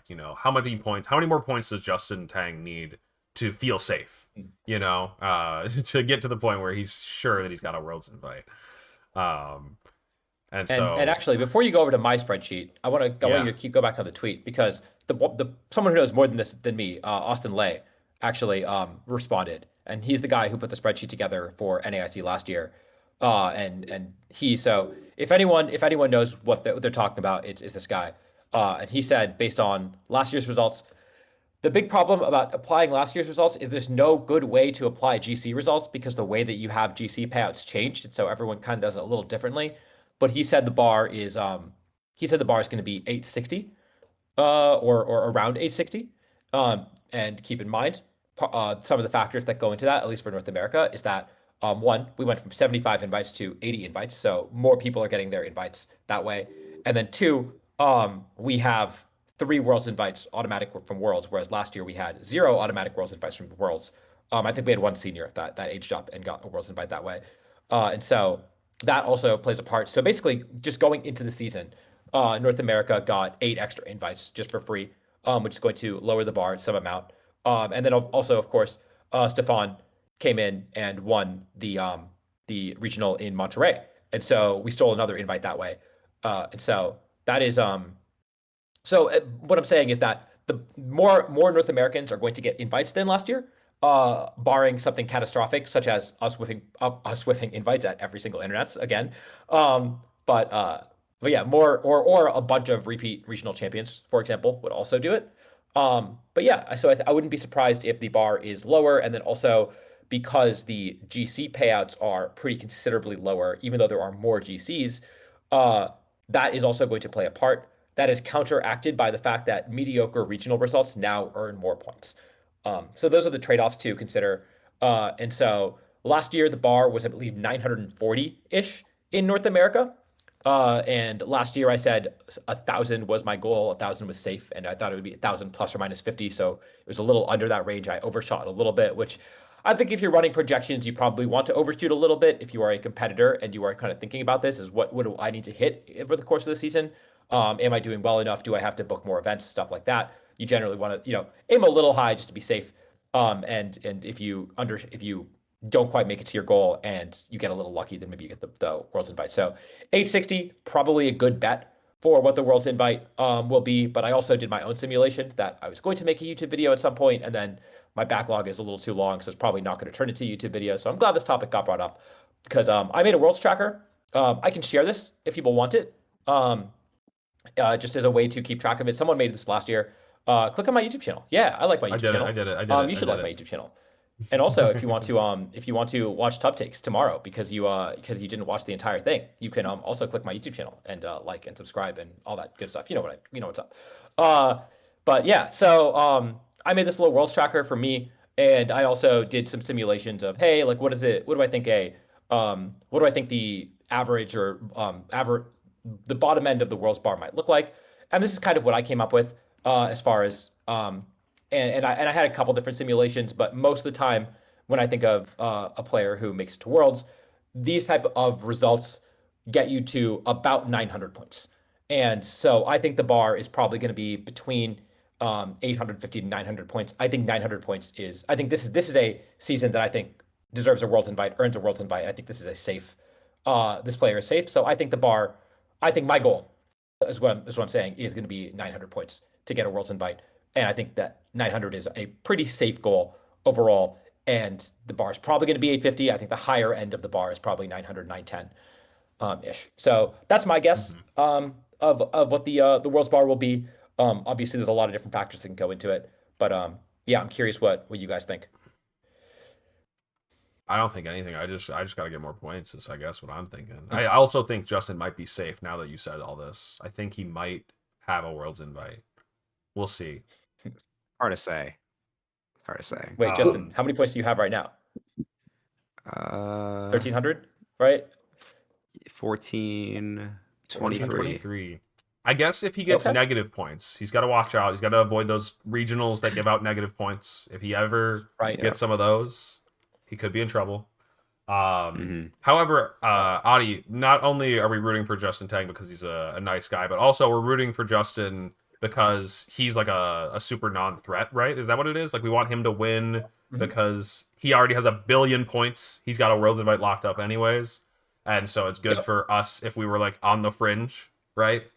And so if Justin gets wins a regional or gets top 4 at NAIC or something, then he will not have earned a Worlds invite insofar as he already would have earned a Worlds invite regardless, but someone else will, that invite will pass down to someone else. And so that will add 1 invite to the tally. However, on the other hand, we all hate Pengi. We all want Pengi to get no more than 100 points for the rest of the season because if he wins another regional, that will mean that he will not earn an additional invite for North America, and it will kind of go to waste. So we love that he wanted to invite in. He got the invite in Mexico, and we will be rooting against him for the rest of the season. Oh, here in Latin, I think everyone hates Pengi as well because of No, that. that's a different reason. That's a different reason. Oh no. Oh man. Oh, and it's interesting. I think like the competition for NA is very, very brutal, especially Right. because like there's a lot of regionals and the internet is the last event in the season. For example, for Latin, after LAIC, a lot of players will already just give up of the season if they didn't do well until now. While in the US, there's still a lot of regionals and obviously NAIC. So even if you are not playing too many events by then, you still have a good chance of still qualifying. I mean, this can be both a good thing and a bad thing. Depends of how your season went so far. But yeah, last season, like it was crazy to see, like for example, in São Paulo, the locals after LAIC, like the attendance dropped massively because a lot of people just started giving up of trying to qualify. I guess that's just like a weird factor that, as an NA player, I didn't even kind of consider like how that affects like the whole season. Like us having our last tournament be NAIC means that people are probably playing at locals all throughout the year. They're either the players that have no chance of getting a Worlds invite, but they still want to show up to play, or they're a player that wants to try to get a Worlds invite and will play up to the very last one or something like that. So, yeah, that is actually super interesting. Just like I don't know, I can't imagine having our biggest tournament like just in the middle of the season. It just feels so. I'm so used to it being the very, very, very last one because it's just always been that way for me. But that would I would think it would actually really be annoying, 100%. And But, I think in response to the Bruno tweet, I know that someone had posted their projections for EU, but not a lot of love being sent out to LATAM or Oceania. I think those are 2 of the harder regions to project. Agati, I'm curious, do you have any guesses of what the LATAM bar is going to look like this year? I have no clue. I don't know what was the bar last year either because I qualified in the first regional last season. And now I'm pretty sure I'm very safe by now because I haven't played locals yet. I have played just like one cup, I think. Yeah, one cup and second place. But yeah, I'm safe right now. I have no idea. Sorry. no, Fair you're good. enough. Yeah. What's the number again? Is it 40? 50? I have no idea. I think stop You don't even 6. know it. Well, yeah, because like yeah, I never really had any issue trying to qualify. So 60. Okay. That's valid. It is 60. All right. Okay. You know what's funny though is I Um, was going to mention this earlier. We want Justin to win a regional so that he's like locked up and whatever. We do not want 2023 Justin to show up and win a regional. The guy that's winning his first tournament, that would be really bad, right? Because that's somebody who would normally not get an invite. Right. I mean, so like I think Nick Morales, for example, last year won the first regional of the year. And that was a double whammy because if you win an early regional, I think like Jinchi also won Louisville, right? And then both of them didn't go to many events, and I don't think they got enough points to be in that top 75. Even though, they're both phenomenal players and they both probably would have if they had, gotten second to the regional, say, and then grinded out the rest of the season. I think they probably would have earned a Worlds invite. But because they had that early Worlds invite, they didn't have to keep playing. And that is actually one nice thing about the players who have won regionals so far this season. In Choppa, obviously going to keep playing. He's a competitor. He wants to keep going. Pengi is a competitor. He wants to keep going to events. As long as they don't win another regional, we can be very happy. Love to see them get second. Choppa has reputation for getting second, so hopefully he can keep that up and get second in a few more regionals this No. year. Oh, Did you sorry, it was mean Andrew Zhang, not Andrew Jinji. Zhang? Yeah. Yes, Andrew got second, and then I think he didn't really play the season out, right? And so yeah. So whereas, and then Dylan Salvanero, also a big grinder, always goes to a ton of events every season. Who won the other regional in NA? Have we? Don't we have only? Oh, Alex. Oh, You as mean that my one down? yeah. Yeah, Alex and Ryan. actually, I don't know how much, how often, how many events Alex is going to, because I feel like he is goes to more or less events depending on the year. But yeah, I I think think he was that just like generally average. speaking, Yeah. yeah, generally speaking, this is a pretty good so far in terms of the players who have earned invites. Again, same with the worlds. Obviously, you win the world championships, you're probably pretty easy to get a worlds invite. But I'm happy to see Geo not sitting out the season, going getting some points here and there, doing well. LAIC, Montana, obviously going to more events. James going to a lot of events, and so yeah, overall, it's not like someone coming out of nowhere winning a regional. It is people who do pretty consistently well, usually earn a worlds invite, probably are going to earn a lot of championship points, and probably are going to help lower that bar for North America and let scrubs like me get into worlds as well. I know we'll be revisiting this topic much later in the season because so many people are going to be like, "What do you guys think it is? What do you guys think it is? What do you guys think it is?" I remember getting it so much in like May or April, and so I'm sure we'll come back to it. But what I always said then, and I will continue to say now, is the to just try your hardest. Of course, just don't aim for exactly enough. Aim to overshoot it, not just in like a way like just barely like clearing it. Just do your best, of course. If your best ends up being just short, then that's unfortunate, but there's Then always later seasons. if your best is just short, then you better hope Shilling has another kid. No. Oh no. Oh man. All right, let's go ahead and preview the last Regulation H event ever, probably, I would imagine. Maybe we'll revisit it in Champions or something, but no. Bring it So back Stuttgart one more time. happening this weekend. Says the capacity is 800 Masters. I don't know if anybody in the chat is going. Do let me know how many people are signed up for this one. It would be nice to know. But regardless, pretty sizable event here. It is a regional championship, not a special. I keep waiting for there to be a special, but I think they just haven't had a special yet. What was it? Turin? Maybe that's gonna be the first one. Anyways, so yeah. It looks like this one has not capped. Is that right? I don't think it What makes you say it? has because Yeah. MDB. I saw MDB post on Twitter that he's going. It's like really late because I mean it's like the last LIC kind of felt like the last Reg H thing, and like no one else wants to play Reg H at this point besides like some of the Europeans who can afford to go here. Right. But yeah, I don't know many people going. Like I don't think Marco's going. I don't think Fede is going. I think it's gonna be like a little bit less people. Like some of the top players, of course, we go because they want to do well. I'm sure MDB has a team cooked up, but I don't know. Most people do not care about Reg H right now. People want to be playing. And it's Reg also F, get probably ready for closer to that. MDB, right? Oh, true. Germany, right? Yeah. So, Yeah. true. And That's a good Yeah, one. going for him. yeah. So if you do want to sign up last minute, Signups do close on the 26th of November, which is tomorrow if you're watching on Twitch, or if you are in Europe, it's today, or if you're on YouTube, it's today. So sign up soon. But yeah, and Victory Road will be casting this one as per usual. So yeah, bit of crazy couple of weeks for Victory Road. You know, doing the LAIC side stream and then doing this one, and so yeah, it Right. should be fun. And I can't blame anyone, especially given how many players came to Las Vegas, how many European players came to Las Vegas. I can't blame anyone for doing Vegas and then doing Brazil and then not wanting to go right back to Germany and playing another regional right afterwards. That's a lot of travel. Mm-hmm. Absolutely.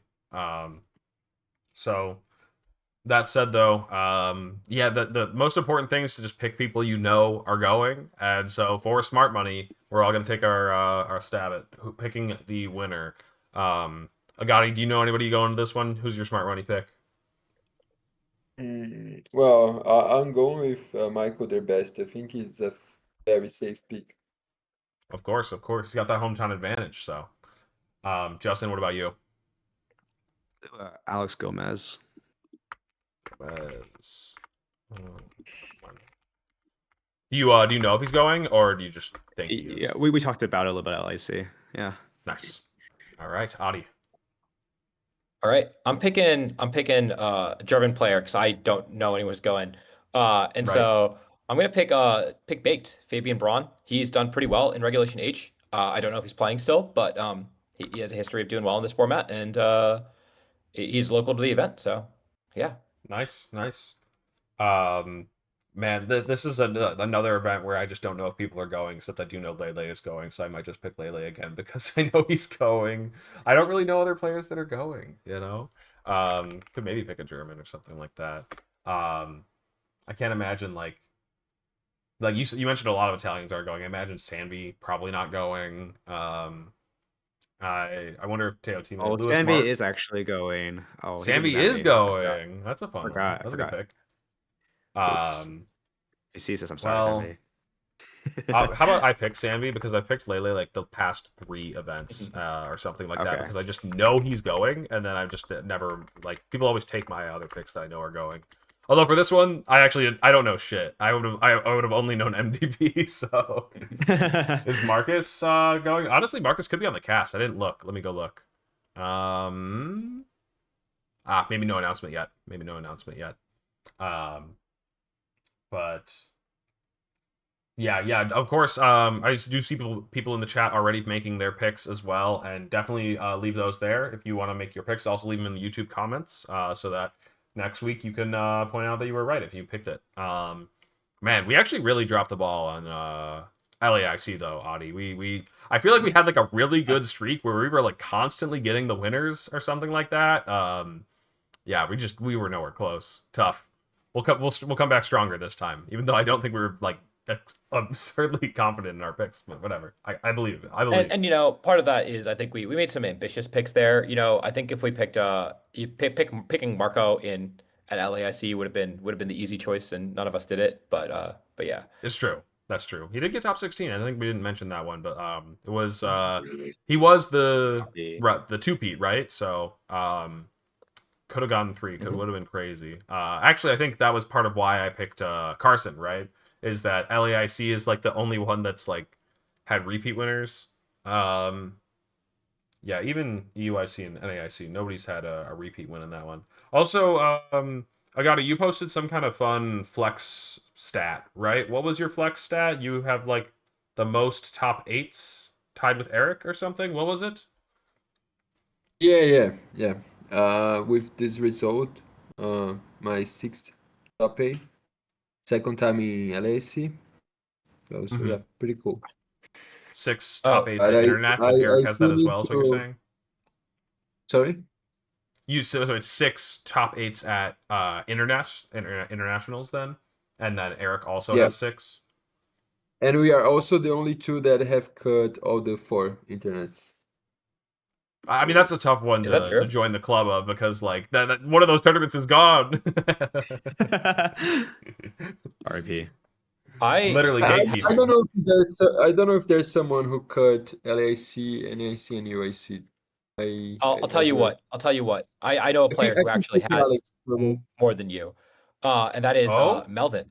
Melvin has, I think one. I'm Really? counting it now. 1, 2, 3, 4. He's only got 5 top cuts, but he has Tough. cut every internets. But he has top Tough. cut every internets. And he hasn't won, just like me. Mhm. No. Oh, man. Maybe the eighth time I top cut, I win. Does Edu have like 3 without Latam, I'm guessing?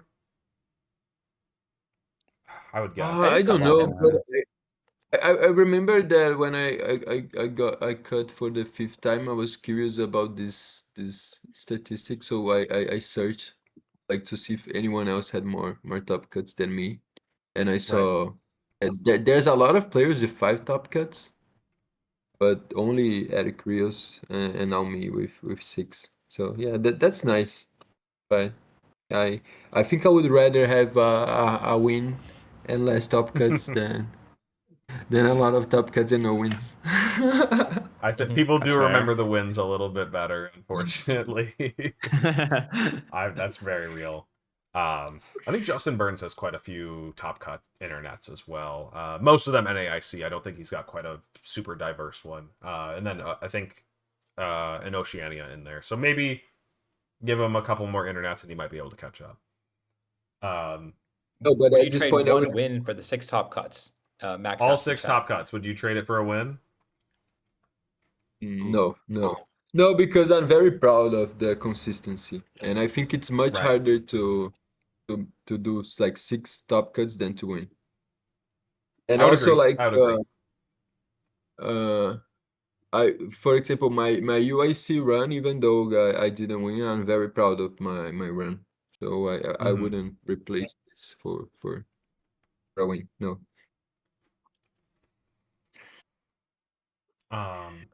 Yeah. All right. I think that's going to be. Go ahead, Adi.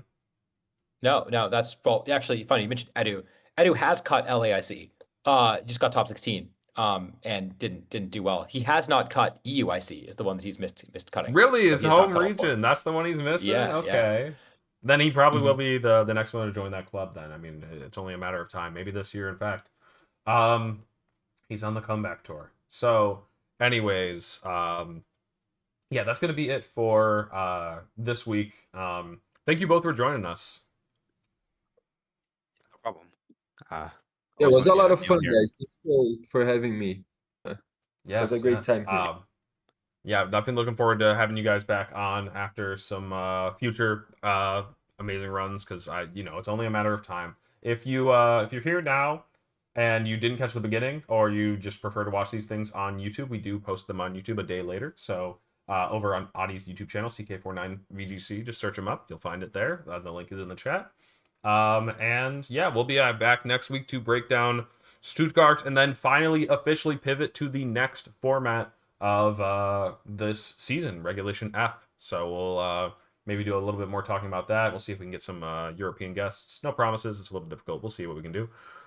Anyways, yeah, I guess we'll just figure out. Okay, Adi already did. We're gonna throw the We'll raid send you over to. to Sableye VGC, who asks, Reg F building, why does this format suck so much?